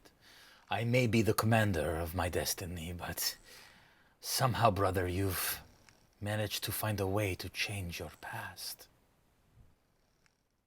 That is truly incredible. Sister, many have promised us, and you have been there through every single time. People have told me that I could see. They've told me they could heal my eyes. They have told me that their gods would do it. They have told me that magic would do it. But nothing has. This might do it. I might be able to see through this one's eyes one day, or another one. If their eyes work, then maybe one day I can see through them. Finally, I will know what I've been missing my entire life. Sister, think about it. It's a new beginning for me.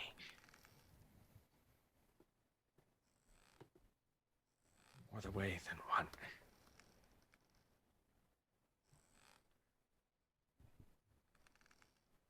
Then as far as it goes, in Darktow then maybe perhaps we say goodbye. If you wish. Yes. I plan to stay with these new companions.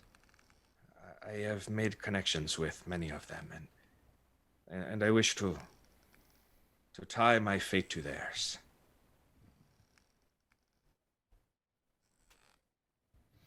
Well then, that is the way it will be. Sister, should you ever need me, call, send word. You know I will always be your brother, and I will always fight by your side, if the cause is just. Yes. And the same goes, my snowy owl. Thank you, sister. I can't tell you what this means to me. And she gives you a hug. And I'm going to call everybody back. All right. And this time I hug back. Okay.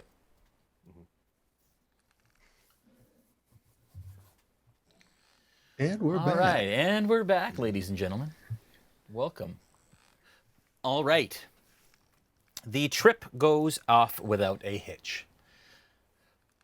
5 days on the ocean, and on the evening of the 8th day of Brusendar, you hear Kajori yell, "Approaching Darktow, Captain!"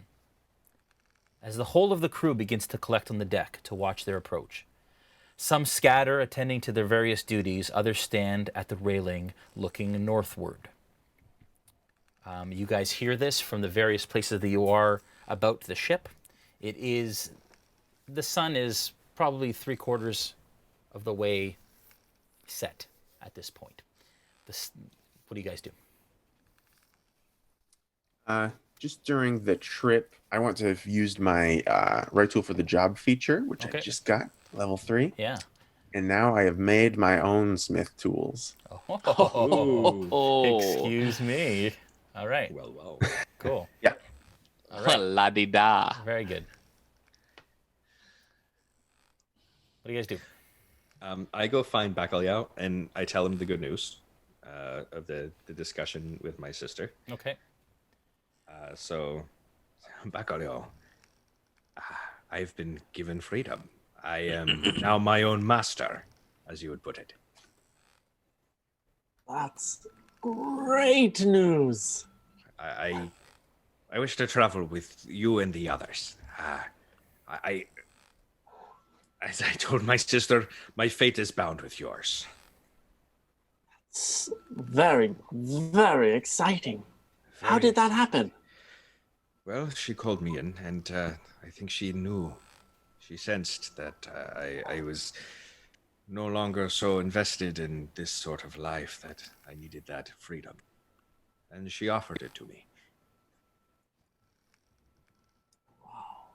Yes. So, will you not see her again? No, I'm sure I will. She is my sister, and whatever work we do, it is bound to have us cross paths again. I suppose we are pirates. Yes, well, after this, I don't know if I am a pirate anymore. Maybe We don't it's just have to be pirates. Let us just be us. You know? Let us just enjoy being us. Well, shall we go find the others? Yeah. Are they nearby? I don't know. Oh, that was a question for the DM. Yeah. Yes. RP though. So everybody is starting to gather. Yes, everybody is starting to gather on the deck. I'm assuming all of you kind of hear Kajori's call and gather. Am I still locked up? You are there? still locked up. Yeah. Hey, Jason, I'm Yeah. just gonna check my room for my armor. Make sure I have it with me. Yeah. So you guys I am too. I'm Yeah. gonna put on my armor. We're Okay. all wearing our armor. Okay, so you all put your armor on collectively, in a armor putting on montage, much like a Rambo movie. And the wave chaser currently navigates its way northeast through a narrow channel choked by a tangled graveyard of destroyed ships and driftwood. 20 minutes into navigating the channel, the captain emerges from her chamber and orders her crew to raise the colors. Immediately, one of the crew replaces the current flag with one of solid purple. As the sun begins to set, you start to notice that in and amongst the rubble that line the channel various watchtowers, bolt throwers, and catapults. All part of Darktow's vast defenses. As you scan the reef, you spot a gargantuan silhouette pass under the ship, its movement causing the water to rise and fall slightly, the crew seemingly unshaken by the sight. After some time, in the creeping darkness of dusk, the crew begins to light lanterns across the ship's upper decks. As you approach, you see jagged cliffs of varied height and shape that rise out of the ocean, creating the impression of a massive, toothy maw. An island city of volcanic rock dotted with hundreds of flickering torches and lanterns. At its base, a scattered web of shipyards hosts dozens of ships. Welcome to Darktow. Is there anything you guys want to do before you pull into port? Yeah, Jay, can I find out or get a sense for how many people live in this area? The population of Darktow, effectively. Yeah, I would say from this distance, if you can give me a perception check with disadvantage, please. Sure. And then I'll just check again when I'm closer. Sorry.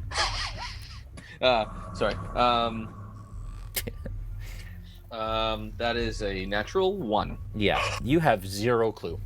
At this point, it's dark. Sun's starting to set. You see flickering lanterns. You don't know if they're from homes or whatever.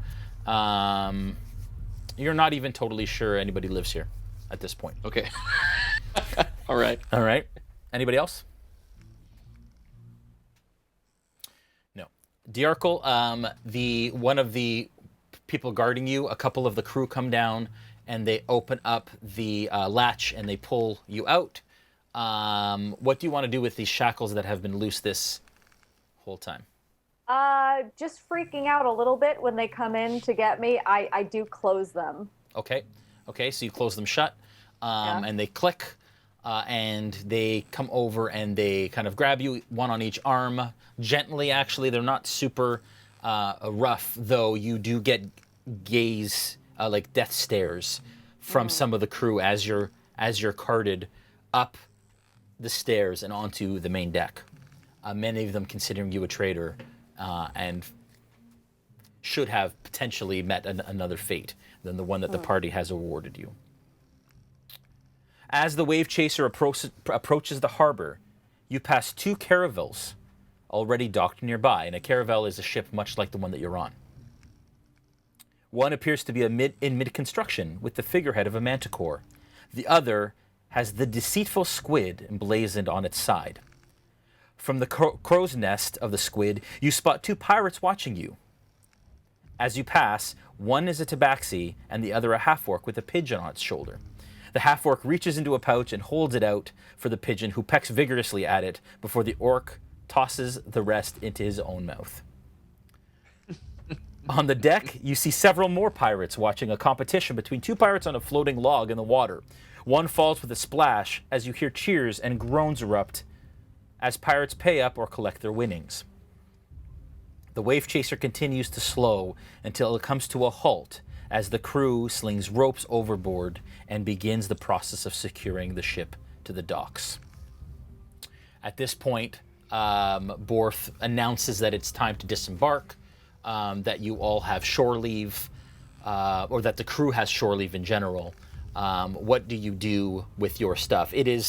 You're also informed that it is customary or normal for the people and crew of a ship to stay on the ship that they're on and stay there, but you haven't even really decided what you're going to do as it comes to Darktow. That conversation really hasn't happened. You just know that you're here to collect the payment that comes from the selling of the rod.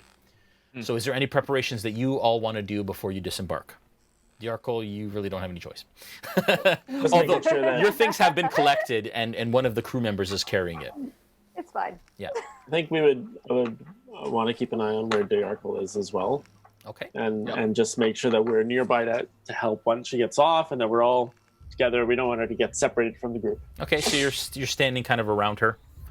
I do kind of, without saying anything, just kind of like point out to especially Plunk that, like, look, I am shackled now. I can't escape. Okay. Oh, okay. Yep, I'll make note of it. Okay. Okay. All right. You all gather your things. Are you gathering everything? Are you leaving some things on the ship? What's your kind of intention? I'm bringing all my stuff. Okay. Yeah, Yeah, it's in here. I think I will too. Okay, everyone? Okay. As you disembark the Wave Chaser, a small group of dock workers have joined the crew in mooring the ship. You spot 3 earrings conversing with a fox-like humanoid wearing spectacles that appears to be taking notes in a large ledger. She has the rod securely tucked under her arm, wrapped in a cloth, and you can just tell by its oblong shape. A gnome and a grung rush past you, whooping as they chase a large goose down the dock. Moored next to the Wave Chaser is an unnamed caravel, its crew working diligently as they swab the deck. One pirate sits trying to patch the sails while he smokes a pipe. The ship clearly having seen some action recently. A half-elf can be seen unloading crates from the deck, stacking them neatly for inventory on the dock. The harbor is vast but unnervingly quiet this time of day, lit only by lanterns that cast a hazy glow through the thickening fog. Exandria's moon's currently taking refuge behind an overcast sky. The sounds of revelry can be heard in the distance as you hear 3 earrings' voice from behind you. Well, welcome to Darktow. I have much business to attend to. As soon as I have met with my buyer, for the rod I will find you and offer your share. In the meantime, enjoy yourselves here. It's quite unlike anywhere else on the coast. If asked, you're on my crew. For all intents and purposes, you're revelry here. But please, try to behave yourselves. Well, most anyways. Snow will be your guide. Please be sure they feel at home, brother. Of course, sister. And I know we Let dropped... me show you around. Sorry, we dropped Mel. Her computer died? Oh, okay. Yeah, we dropped Mel out, so she's just going to reconnect. So we're just fixing those frames to get everybody back on track here as we wait for that to happen. Technical stuff, always fun.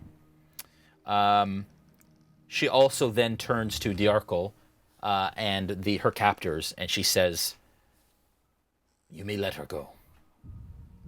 And with that, the captain turns around and heads in towards Darktow with Heidi and some of the other crew with her. The guards or the crew members undo the shackles, take them off, and start to return back to the Wave Chaser. What do you all do? Yeah, I immediately respond to them having released her from the shackles with a yeah! And I just kind of wink at Plunkrawk. Okay. What do you guys do? And right now we can't see I unmute anybody. my mic. Sorry, Julian, are you just getting the frames back? It's okay, you can still place them, and she'll...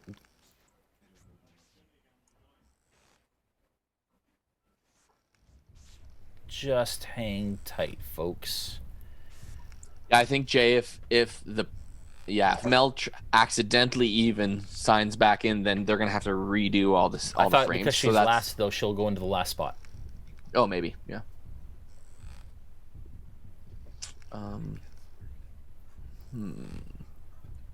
So I'm going to turn to the party and ask, tavern? Tavern. God, yes. I absolutely need a drink. Yeah. I just want us to be careful. I don't know where we are. I just feel like we should have each other's backs, just be looking around everywhere right now. Of course, don't worry. You're surrounded by pirates here. You'll be fine. Good one. Just I would actually like to make my way to blacksmith. blacksmith. Before anything, yes. There's an invention in the front of my brain. I have to start working on it right away. Absolutely. Just continue down this road here. Take your first right, and then your first left. But stay on the left side of that street. If you go on the right side, then you may run into trouble. There's a bad group of people. Just stay to the left and continue to the end of the street, and you'll find the blacksmith right there. Except that it occurs to you, Snow, that this time of day, they've probably already closed up shop as the sun is setting. Right. However, they're not going to be open until the morning. Tavern? No. Tavern. Yeah. And I was so impressed that you remembered those directions so clearly. Wow. All right, well, I guess accompany you to the tavern. Certainly. Yes, tavern. Hey, Tavern. Jay. Yeah. Just to clarify, so the way the city is laid out, or this town is laid out, is much like the picture we see in the middle of the Twitch stream there. Yeah. It's like up on crevassy hills and stuff. Yep. It's like a hive-like pirate city built into the actual rock itself. Okay, that's cool.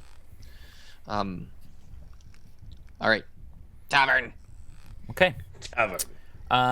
You begin to ascend through the rough-hewn stone steps that lead deeper into Darktow and find yourselves walking through a labyrinth of ramshackle structures that sprawl across numerous rock shelves and caverns connected by bridges, tunnels, and rickety platforms.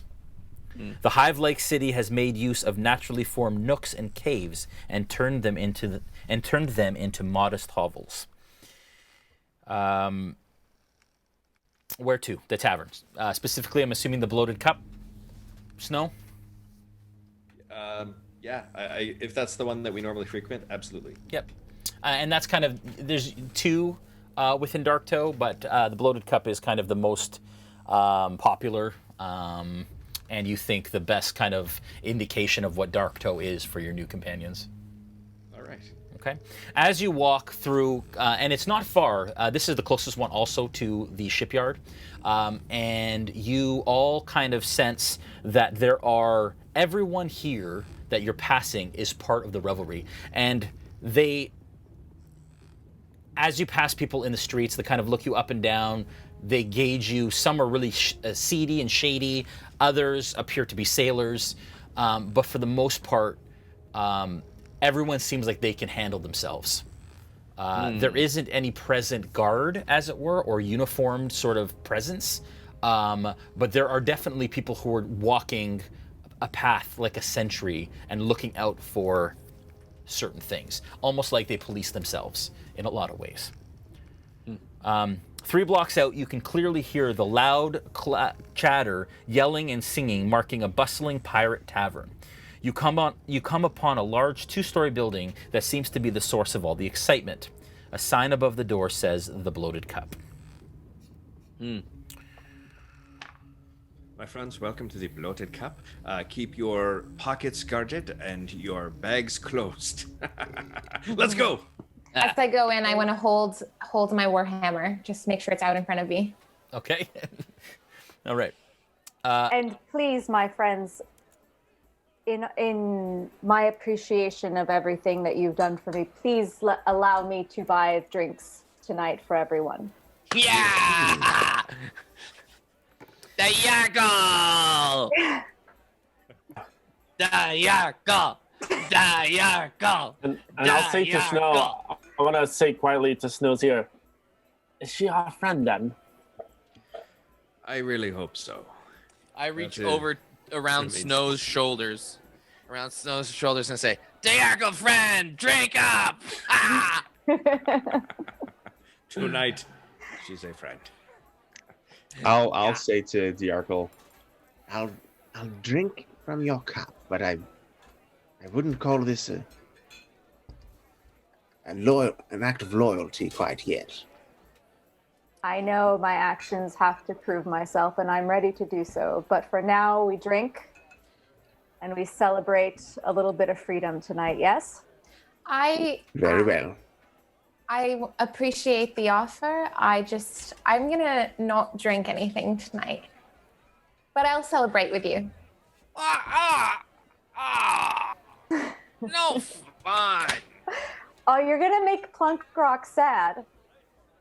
I just prefer to keep my full guard right now. That's all. Oh, Fair enough. okay. I want to go to the. I'm very excited about this. People don't generally give me things. I'm gonna go to the find the barkeeper there. Yeah, so you guys are still outside, but entering the thrumming tavern, you notice it is jam-packed and filled with shouting, clinking glasses, and music being played by a motley crew of pirates playing a variety of instruments in a corner. You're greeted cheerily by a red-headed barmaid who walks by with her hands full of pitchers of ale. In the center of the room, you see a human standing on a chair, perched on a table, tinkering with a contraption on the ceiling with wooden blades that are slowly revolving. Behind the bar is a surly barkeep, watching a pair of young pirates trying to teach a parrot in a gilded cage some colorful new words. At a table in the corner, a dark elf and a half-elf are talking quietly together, their hands clasped as the female dark elf lets out a soft chuckle. Almost hidden from view in the shadows sit a couple of old hands who seem to be discussing the shortcomings of a couple of wet-behind-the-ear pirates that sit at the bar. The smell of hot, delicious food reaches your nostrils as a 7-foot half-orc in an apron brings out 2 plates to the young pirates at the bar. A number of the crew from the Wave Chaser have already collected at a small table in the corner. Specifically, you see Kijori, Borth, and a few of the other crew, lesser crew members, in the far corner. At this point, and unfortunately, the frames got messed up, and so we're gonna have to fix them as we enter them in. But we have invited our 2 captains from the revelry, members of our community, to join us, and that is Garrett and Steve, Captain Kenai and Captain Whitaker. Welcome. Woo!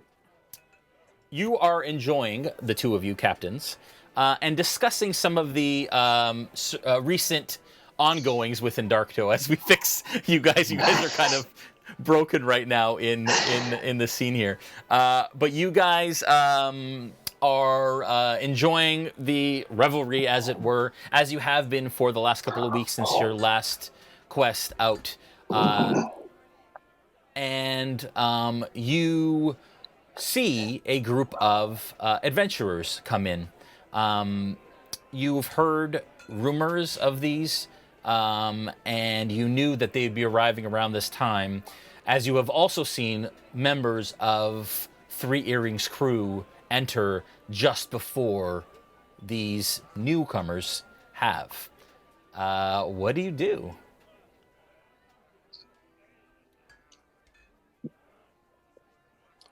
Hey, Tarleton, looks like the Wave Chaser made port finally. What do you think? Finally. I've been hearing a lot of rumors about this Wave Chaser. Yeah, seems to be on the buzz today. I'm wondering if they're going to be worth it. Have a drink with. Think they got some good stories to tell us?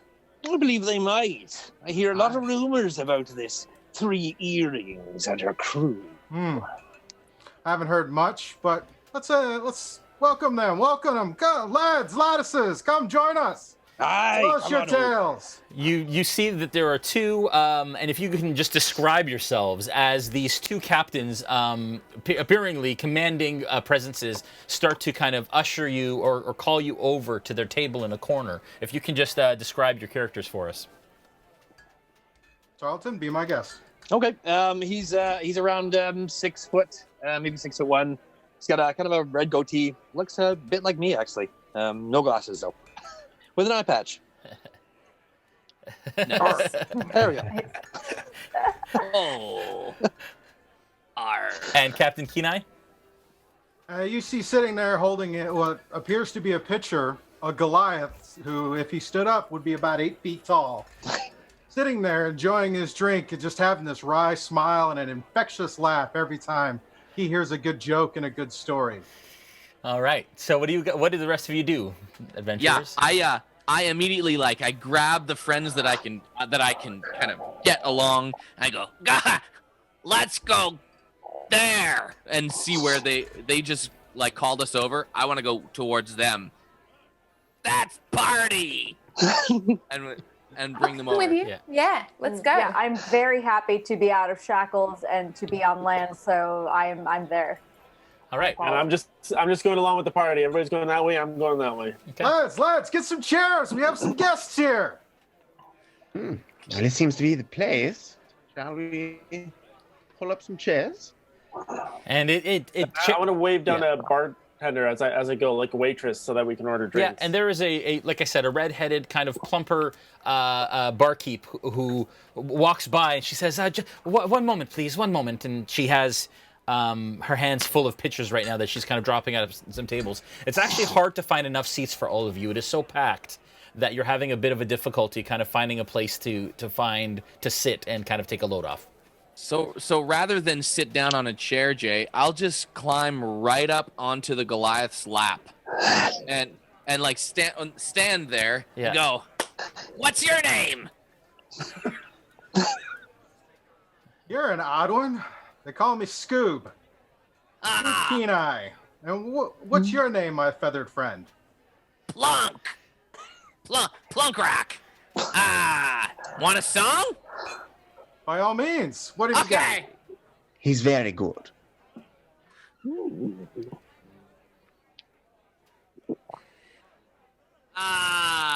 This one made me famous in other towns.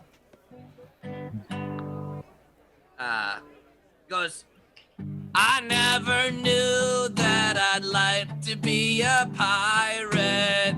I never knew I'd like it so. Hey, everybody! I never knew that I'd like to be a pirate, but now I really do. Yeah!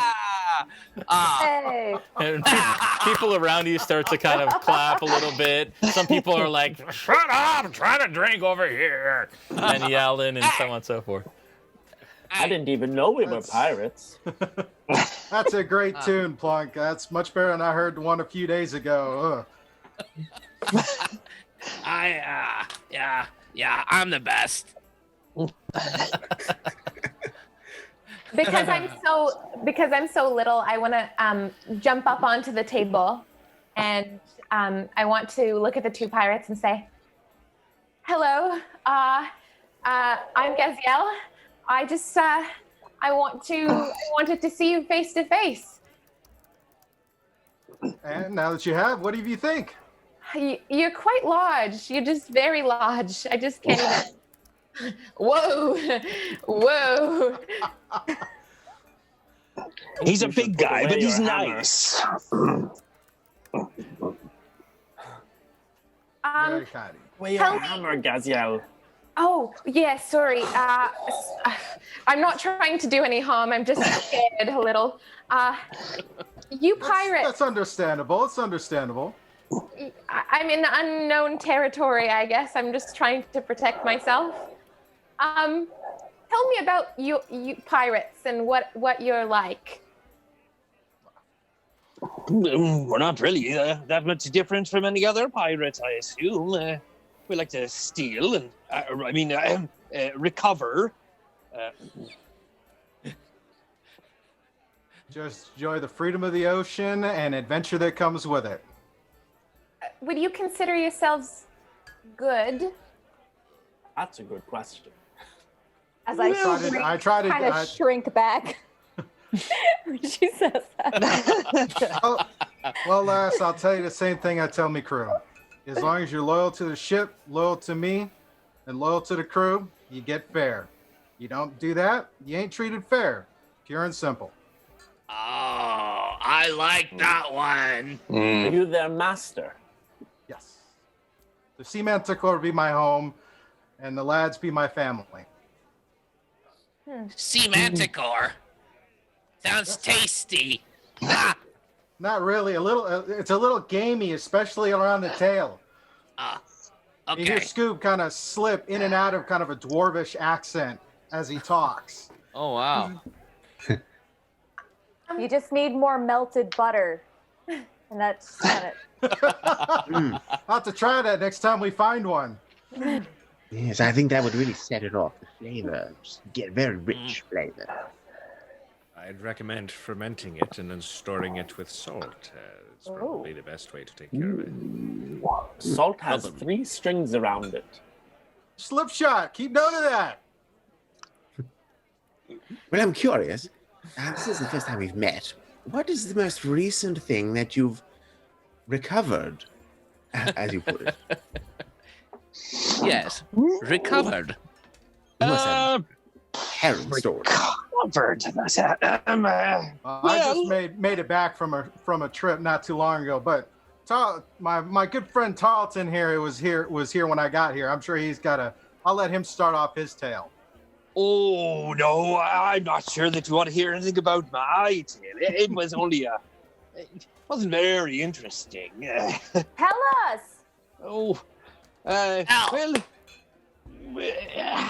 how are your feelings towards the Clovis Concord? Oh, we kill. Oh well, then you like this story. We chased a ship, and instead of leading them off course, we decided to ram them. We rammed the squid. That's our big mast on front of our ship. We rammed it right into the back of them, and then we killed everyone on board, and we stole everything they had. It was fantastic. Everyone? Did you? Everyone! All the Clovis members. Wow. Oh, that's amazing. I turn to the others and I go, Real pirate. Well, to be Real fair, they attacked us first. You see, they did the same thing to us. That's what happened to us. Yeah. That's right. It was self-defense. Yeah, that's exactly right. Self-defense. That's what it was. Everyone has a right to protect themselves. Exactly. Yep. I want to turn to Noura, not Noura, just said you're real. I want to turn to Dajarkal and ask, is this making you uncomfortable? No, I'm good. I'm fine. You seem pretty uncomfortable. I'm gonna lean over to Gaziel and just, I don't think we should bring that up right now. Later on and see what. Listen, I'm fine. I'm very happy to be here with you all. It's just it's just a lot, it's just a lot to process in one day. She was prisoner. I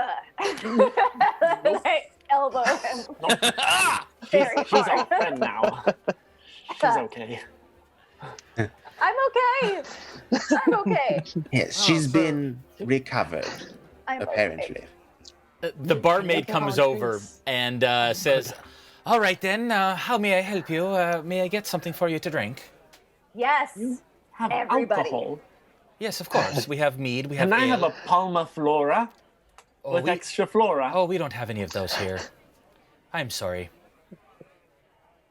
I can fetch you some ale if you like. No. Do you have a Alright, gotta look specialty at in this tavern? Oh, ale. Ale It's a is? little warm, but it'll do. I'm okay with that. All right Just then. keep them coming. How many ales is that? 2. Me. 9. Two. 9 ales. Very well. Not for me. I guess. Oh, 8. Plunk will drink hers. That's fine. 9. Never. Fair enough. I'll be right back. And she turns around and she heads into the kitchen, or to the bar rather. The ale here is terrible, but it'll do the job. There aren't too many choices on Darktow. Sound like a man who's been here a few times, my friend. Indeed, I have. You may know 3 Earrings, yes? I've heard the name, but I haven't had the pleasure. Yes. Well, she is captain of the Wave Chaser, and I am her brother. Ah. Yes. Well, Just He's in case blind. you have heard stories. He's blind. Jay, have I heard any stories? Give me a history check. Sure.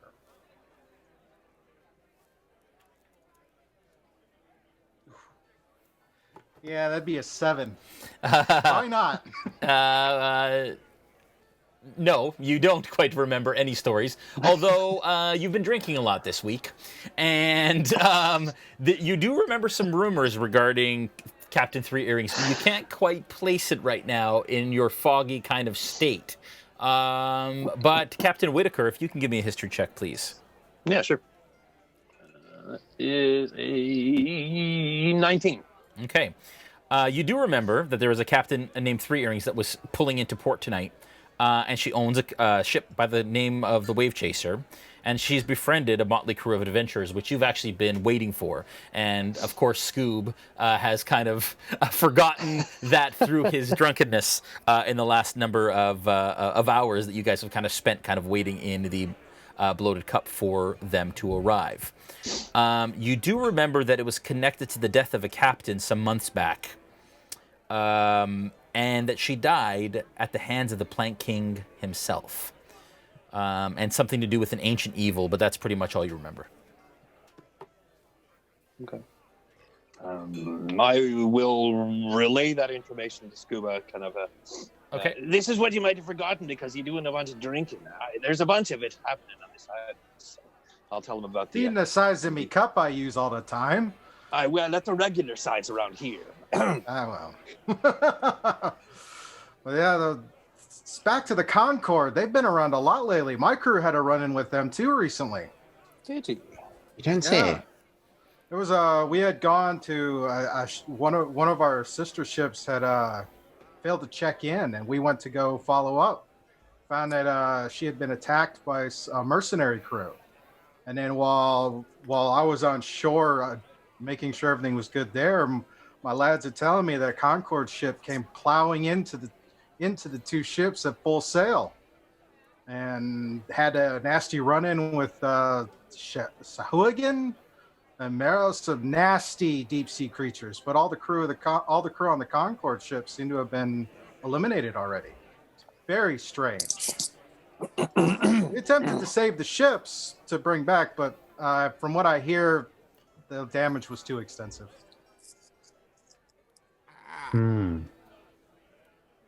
They are corrupt. They're working on something. You know, they harvest us pirates when we are ripe for the taking. Have you ever noticed they always come after us after a big haul? They know. That's my theory, at least. It'd be a good theory. I'll keep that in mind for later. Just be wise. They may be trying to get to you more after you finish a job. That's what I think. Job. Well, enough this doom and gloom. Hey, tell us, what's your adventures been like? Well, not that long ago, we came across a ship where some weird tentacle beast was controlling everyone on board. It was horrifying. Good Lord. Yeah. Yes, I'm sure that Pajori and Borth over there could tell you more. I cannot tell you very much. Actually, Plunkrawk was there. He saw the whole thing. Can you explain what this thing looked like? Yeah.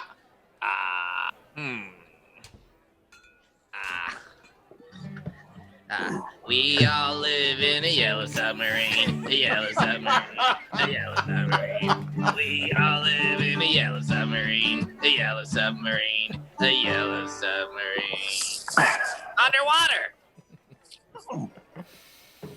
And with that, the next number of hours continue with stories of your adventures and your revelry. And at this time, I'd like to say thank you so much, Gary and Steve, for joining us tonight, for making our community so really incredible, for captaining your crew the way that you do, and really bringing life to all that we have. I'm assuming the chat is going nuts with you guys on right now, and with all of your crew members raising a glass. So thank you so much for joining us. Again, just make sure that you don't stop your video because it'll mess everything up. But if you guys can mute, and we really appreciate it, and we will see you soon on another quest. Shortly. So Thank good. you. Thank you very much. Thank you, guys. Bravo. Thank you. Bravo, gentlemen. The night gets quiet. Within the Bloated Cup, people start to leave. People kind of stumble out, half drunk. A couple fights break out throughout the night.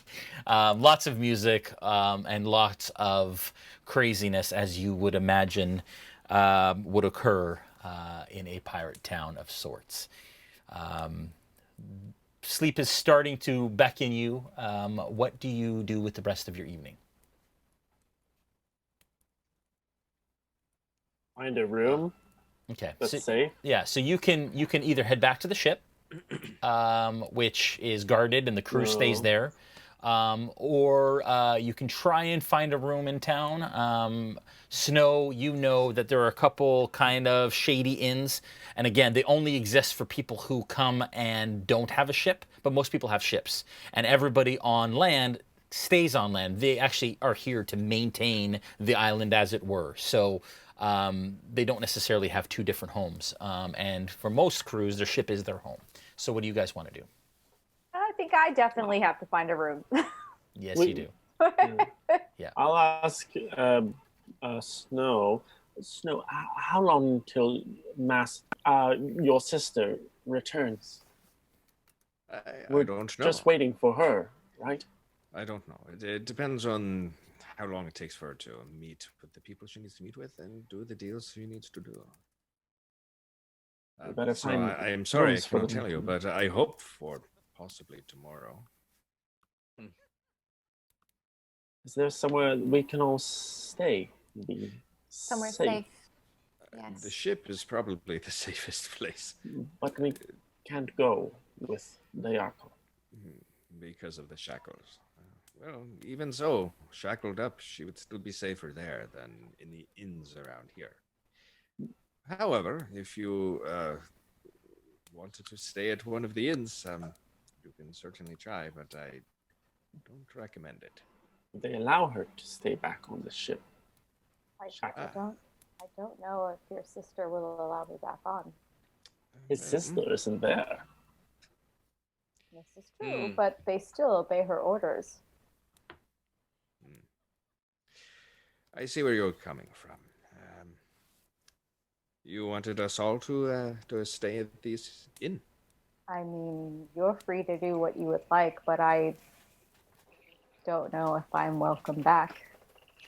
You know, this will be a good opportunity for us all to get to know each other a little bit better. I feel like we've been going from job to job, and we've hardly really spoken. I know very little about you, Aella and Gaziel. Let's take this opportunity, yes? Yes, that would be nice. Okay, so one of the inns is a little bit better than the other one, meaning that it has fewer bugs. Let's go to that one. All right. Oh, no. Okay, fine. I don't mind bugs. Also, sorry, from the drinks that you guys enjoyed at the Bloated Cup, it's about a gold. The first round would have been 3 silver, 6 copper. Dajarkal, if you're covering that, and then I don't know if the rest of you want to split that as necessary.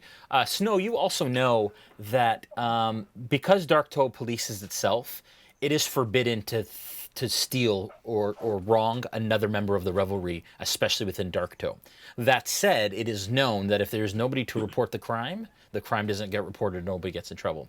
So it's like, it's this unknown, unspoken, well, it's very spoken by the Plain King, but the idea is that there's very little crime because people, it's a sanctuary for pirates. And everyone is kind of safe, even though, it goes punished by death if there is crime.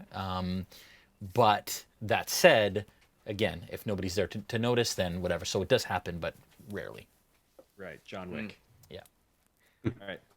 So I'll relay that to the party. Okay. It's just something to the effect of, listen, crime is very low around here. I joke about people picking our pockets. However, if you're in a position where a crime could happen and not be seen or reported, it could still happen. Just have your wits about you when you are in sensitive areas, I suppose.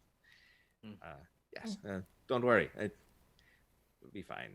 You're safer here than you are in most cities. Yes? That's reassuring, I guess. I trust you know what you're talking about, so if you have any recommendations on where to stay. Yeah, so which inn would I be recommending? Less bugs. Yeah, the rickety, the one with fewer bugs. The rickety cricket is more bugs. Is beyond its actual name. Is the better of the two. But yeah, it's probably the way to go. All right, is that actually in the book? Nope, just made that up. The rickety cricket. So good, man. Okay, I recommend the rickety cricket. Sounds charming. Perfect. And no bugs? No, it's some bugs. Not as many as the other place. I mean, to be fair, the ship it has its share of bugs and rats. Yeah. And scurvy. Yeah. Exactly. All right. I trust you, Snow. And so you guys find lodging. It's about $1 a night, and you don't know how long you'll be here. So I'm assuming you just pay for the night. You all manage to. Is anybody staying together? You're trying to find separate rooms. What's your plan? I can share a room for economical purposes if somebody wants to share a room with me. Okay. Anybody who shares, it's 5 copper. So Gaziel and Dajarkal share a room for 5 copper each. The rest of you? I will share with Snow. Okay. Bolt, Aella, and Plunk. I'm going to just curl up in the corner of the last room that gets picked. Okay, Aella. Well, I don't mind sharing with Bolt if he wants to, Okay. So Bolt, is that allowed? Yeah, so Bolt and Aella share a room, and then, you already did before on the ship. Bolt and Aella share a room, and then Plunk curls up in the corner of your room. And you all find sleep fairly easily. Just like back on the ship. That's right. Can we, is there something in the room that I can just kind of push against the door for safety? Yeah. There's like a little kind of wardrobe, kind of makeshift sort of, aged wardrobe, but you can kind of shift it over for. Yeah. I gotta just like plow it over to the door. Yeah. And and there are fairly sturdy locks on the door. Yeah, and then I'll go to sleep inside my shell. Okay. Cool. On the ground. Don't even use the bed. Forget the bed. Yeah, I like it. I love it. All right. You all sleep without any issue. You get a long rest, of course. Well, you would have been rested throughout the 5 days of travel anyways, of course. And you were greeted by the sun that shines in the windows in this inn. And this inn is kind of, again, it's one of those kind of hovel sort of hewn out of the natural rock, and there were kind of hallways of stone and wood that make up the building, as is common in Darktow. And you can already start to hear the sounds of the busy streets outside as you start to wake and come to. What do you guys do? Put on my armor. Okay, everyone puts your armor on. See, you're learning. You're learning. Yay. Goes without saying. No, it doesn't. Goes with saying, actually. My game. No. All right. I forgot to take my armor off the night before. Well, yeah, no. That goes without saying. Or you won't sleep. Yeah. I slept with my Warhammer. I don't know about you guys. They slept with your Warhammer too? You just kind of like shared it? I used the Necko as a pillow. Yeah. All right. So the day is yours. You are in the pirate city of Darktow. There is much to see, that is for sure. And you are obviously currently kind of in a waiting pattern for 3 earrings to return from all of that stuff. So what do you do? I would like to take Snow's directions from last night and make my way to the blacksmith. And I'll just follow Bolt. Okay. Anybody else going anywhere different? Or is everyone going kind of to the market? To the market. Yeah, to market. Okay. All right. 4 blocks to the right of the Bloated Cup, just outside the shipyard, is a makeshift pavilion housing dozens of crates and tables known as the Sundry Square. An open market known to sell all manner of goods, contraband and otherwise. You see tons of stalls and tables and people hawking their wares and so on. And you hear the very distinct clink, clink of a blacksmith. In the back corner of the pavilion, you see a sign above a blacksmith booth that says the Gilded Anvil. I go straight there. Yep. I'll make sure that before we get there, Yeah. that I pull my loot back out and hand it back to Bolt and go, there you go. Ah, right. Yes, we wanted to put a saying into the instrument, wasn't it? Yeah. Did you pick one? Yeah.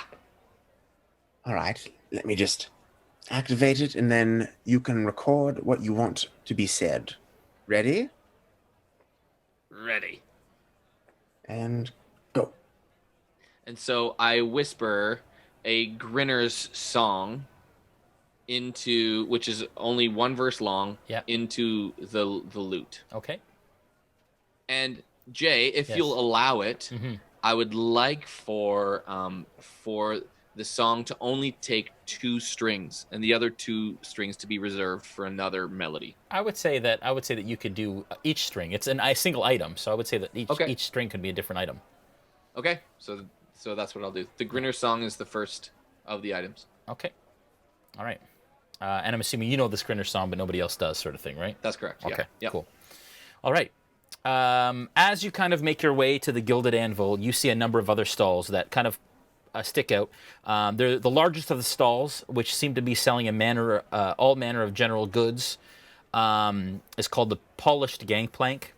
There's another smaller sort of hut called Squelch's Salves and Potions, and you just see bottles and bottles stacked on kind of rickety, kind of temporary shelving.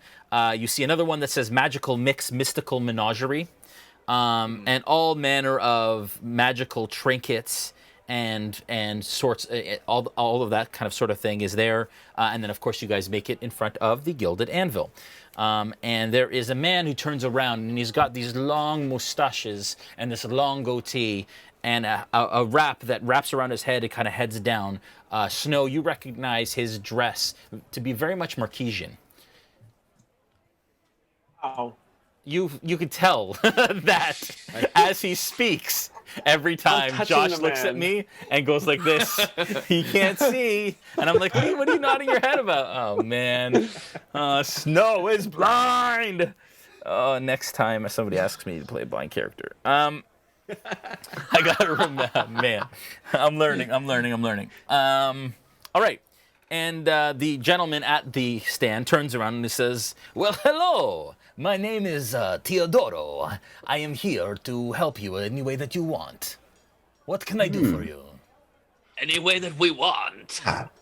Well, not any way. I have all manner of metallic wonders. Do you want swords? Do you want shields? We specialize in Marquesian steel, if you're interested. All manner. Yes, I am. He seems confused by Plunkrawk and the goings on. Yes, we've come in search of any type of metal armor that you may have available. Oh, I have all manner of metal armor, and if I don't have it here, I can go back and get more if you like. What are you looking for? Do you have any, say, plate armor? Plate armor? But of course I have plate armor. What manner of plate are you looking for? Full plate, half plate, Marquesian plate? Ooh, tell me about Marquesian plate. Marquesian plate is the best steel. Found in Exandria, of course. Made by our best smiths. Traveled thousands of miles across the Lucidian Ocean from Marquette. We take very good care in gilding the edges with Marquesian gold. Very, very nice for the right buyer. Ah, very interesting. Does this have any sort of extra defensive features, or is it just very, very ornate? Some say perhaps mystical in nature, but I will tell you, between us, and he kind of looks at you and he whispers, they're just very, very pretty. The ladies really like it, you know what I'm saying? It goes nicely with your bronze skin. Oh. I look over at the ladies to see if they know what he's saying. Like, nudge, nudge, wink, wink. Well, I am on a bit of a budget. Maybe is there any? Show me some of the maybe less expensive plate armor.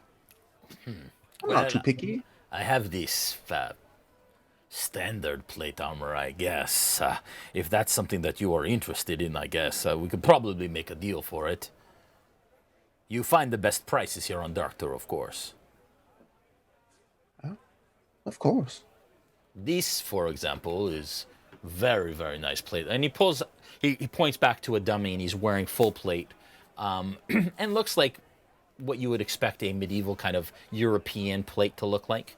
And he says, that is 1,200 gold. Hey, Jay. Very good price. Seeing that I'm with Bolt, I'll cast a distort value on that piece of plate and make it look a lot less expensive to the seller of the plate, to the storekeeper. Interesting. And now let me read you. Yeah, I didn't even know that was a spell. Yeah. I didn't know that. That's cool. Do you need, the description is, do you need to squeeze a few more gold pieces out of your merchant as you try to sell that weird or buy from that Chaos Temple? Do you need to downplay the worth of some magical assets when the tax collector stops by? Distort value has you covered.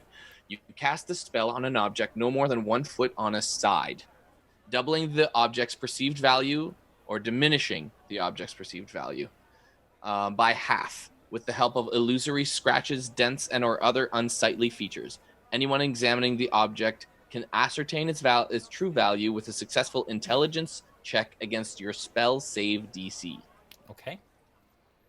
Okay. Yeah. So what's your spell save DC? It is 13. Okay.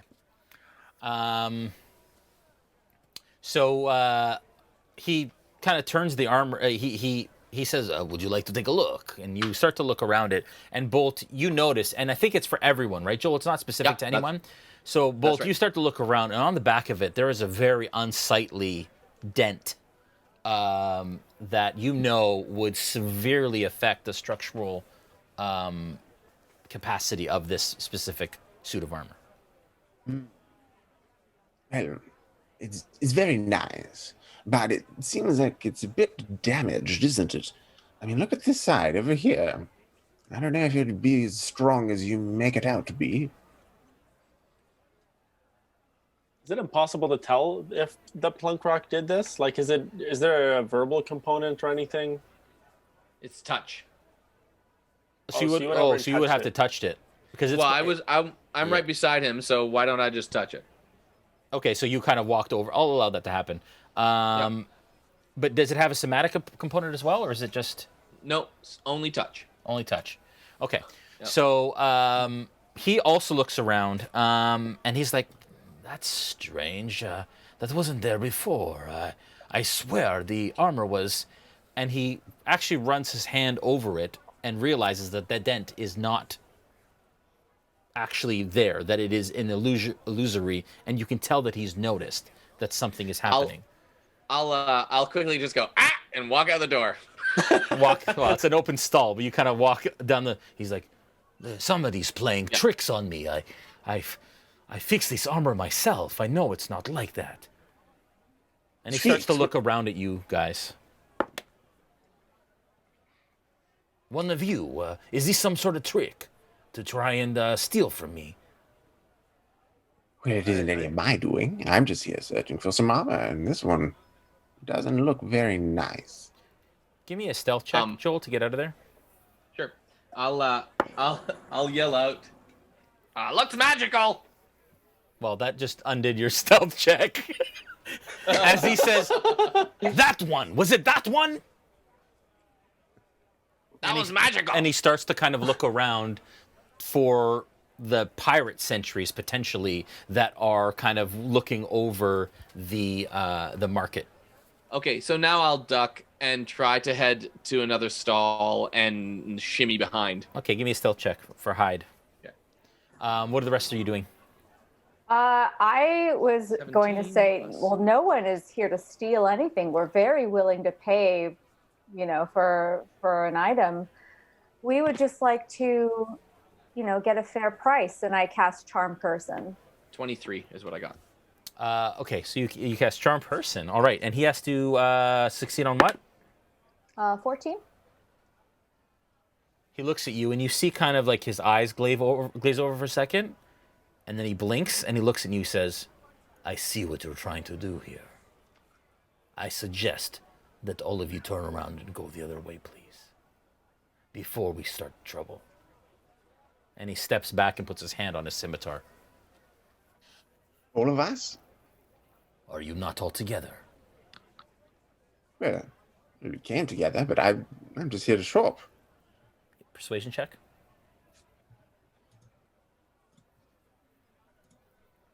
Um, 10.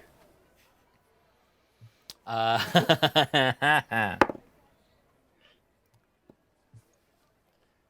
sorry, but if you are associated with people like this, I will not do business with you. Leave now. I'm sorry. I merely said that we were here to pay a fair price. And I know You exactly said what you steal, attempted. and we had no intention of stealing. You attempted to cast some sort of magic on me. You need to leave.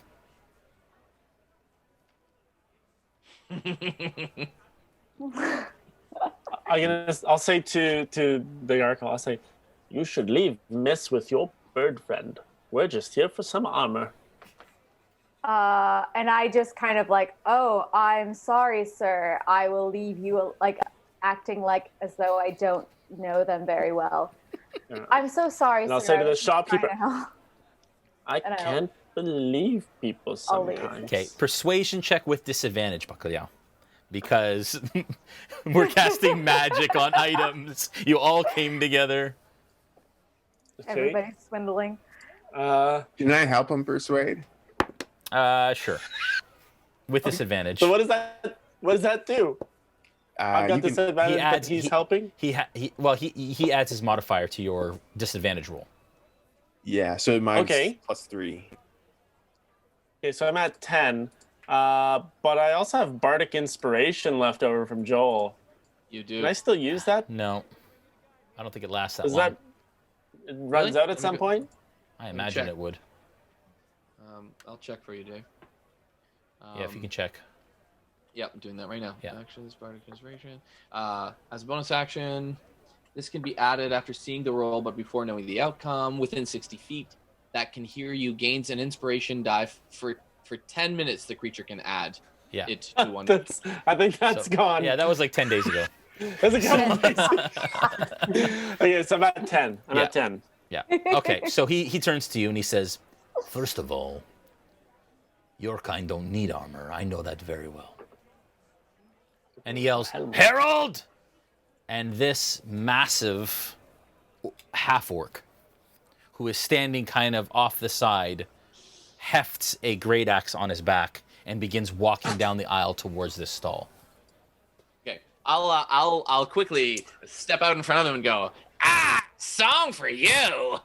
And Okay, so you kind of you're off. We went off and kind of hid, but you kind of run back around and then. Yeah, I can see troubles happening. I pull out my loot, step in front of him and go, okay, song for you.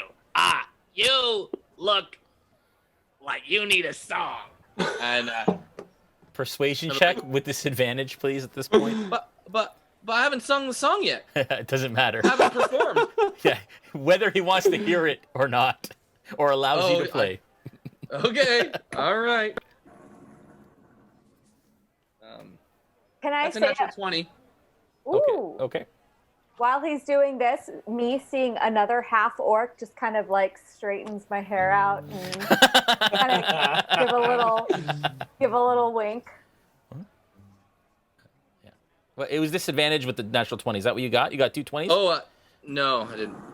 I didn't hear the disadvantage. Yeah. Sorry, my apologies. That is what am I rolling for? Persuasion. Persuasion. So I got a 16 on the second roll. Okay. He kind of stops and is caught off guard by this Kancko who jumps in front of him and pulls his lute out and begins to strum. Go ahead, play your song. You don't need to really do a thing here with me now. You should just go to the tavern down the street somehow. Let's all get along. Just like my song. Let's all get along. You like my song. Don't you? Okay. Let's go! And I try to convince him to go to the tavern. All right, give me now a persuasion check with advantage then. Okay. That was good. So that's a 19 because of the +5, and that is a okay. We just had advantage, right? Yeah. Okay, good. Because that's a 7. So 19 is what I got. Oh, okay, 19. The half-orc looks, and again, this big, bustling, rippled, veins popping out in his neck, has his hefts his axe on his shoulder and looks at you, and then looks over at Teodoro, and Teodoro's kind of like, come on over. And he looks down and he says, what's the problem here? I don't get it. I just go, me either. Tavern. Teodoro turns to you, Adam, and says, I don't know what you are doing, but this sort of thing is frowned upon in this city. You are new here. But this is not so good. He looks at you, Snow, and says, I know you. I know your sister. Is this the people that you confide in? Are these your companions? Well, Speak some sense into just- them, please. Well, I could try. I did not know this was going to happen. Honestly, I think my dragonborn friend just wants to buy armor, and I did not expect any of this other to happen. Had I known they would try such a thing, I would have told them not to. Of course, merchants in this place, of all places, have seen all of the tricks. So, And I it's just unwise spotted to them try all. and play any. Sorry? And I just spotted them all. Yes, you did. Obviously, because you're experienced, you know all of these things. As I said, I did not expect that they would do such a thing, or I would have warned them against it. Please forgive them. They are very new at this place. Okay. It's their first time. Persuasion check with it. Just persuasion check straight because of the fact that you're a known quantity here in Darktow. Okay. We're to wait outside. Okay, I'm so just you, gonna go. You I'm go just outside gonna go the to pavilion. the door. Okay. Yeah. Okay, that's a 13. Okay. He says, "I will do business with the Dragonborn. The rest of you need to go."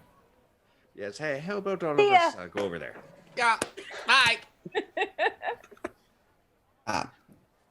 Yes, just quick questions now. Yes. When was it we were expected to get payment from your sister? Still waiting. I'm not entirely sure when. Right, and remind me, what was the amount? I don't remember. I think we were getting an equal share of the entire total. History check. Snow. Right. For me? No, for Snow. Okay, 16. You thought it was about 500 gold. Just to I split. think about 500 each. No, to to split. No, to split. Okay. 500 to split amongst ourselves.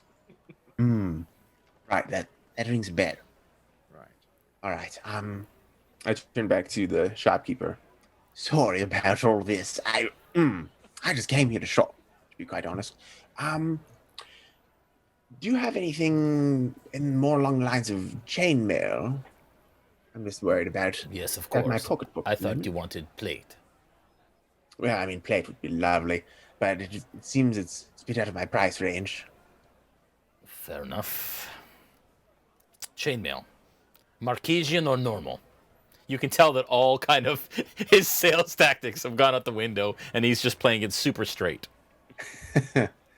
I think normal is just quite fine. 75 gold. 75.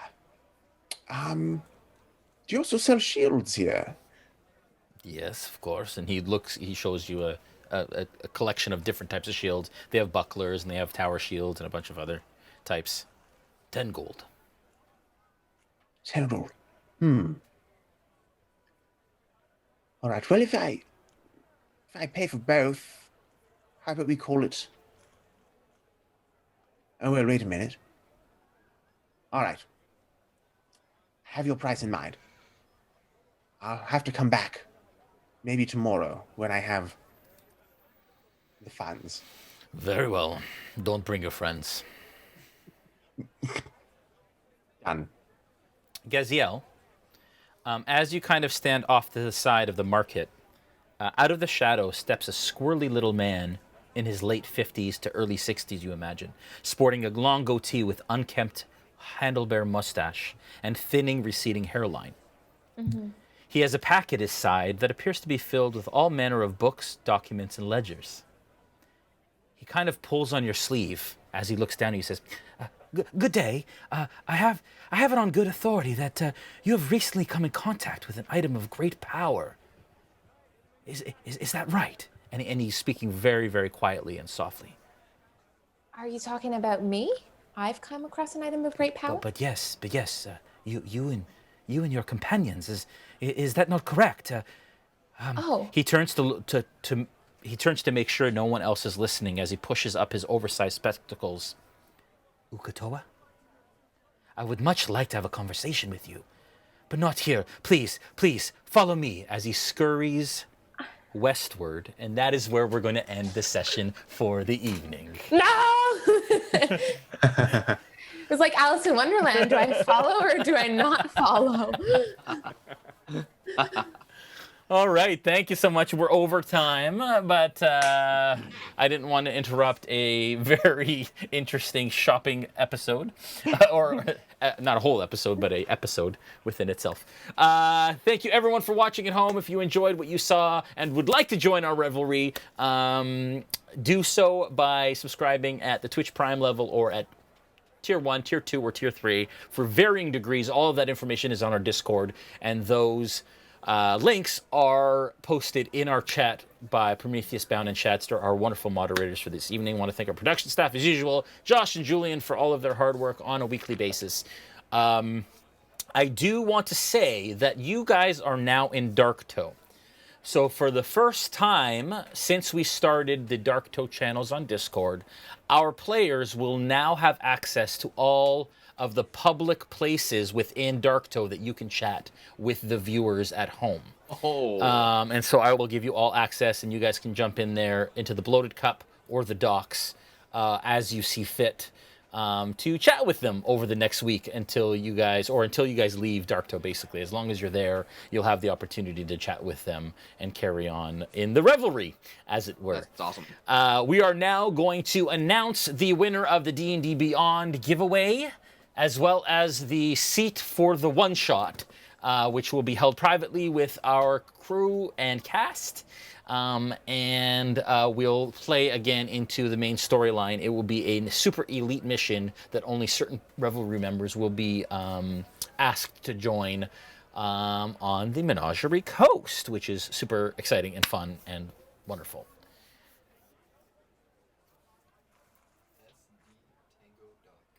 SD Tango Doc is the winner of the D&D Beyond digital copy of Tides of Wildemount. Congratulations. We will send you a code. Our mods will be in touch to make sure that you get that code. What's that? Roll a D11? I thought that was the name of the person who won. Roll a D11. I'm like, roll a D. What is? I don't know what a D11 is. What do I roll? D12 minus 1. D12. Yes, I'll do that. I rolled an 11. So whoever number 11 is. Daza, you are the winner of the 3rd spot within our one shot that will be taking place in the near future. That is 3 spots done, 1 more spot next week, and we will make sure that we keep everybody posted on that private game and what it is. Thank you, everyone, for watching at home. Stay safe in this crazy time. I feel that us being all together at the table soon is on the horizon.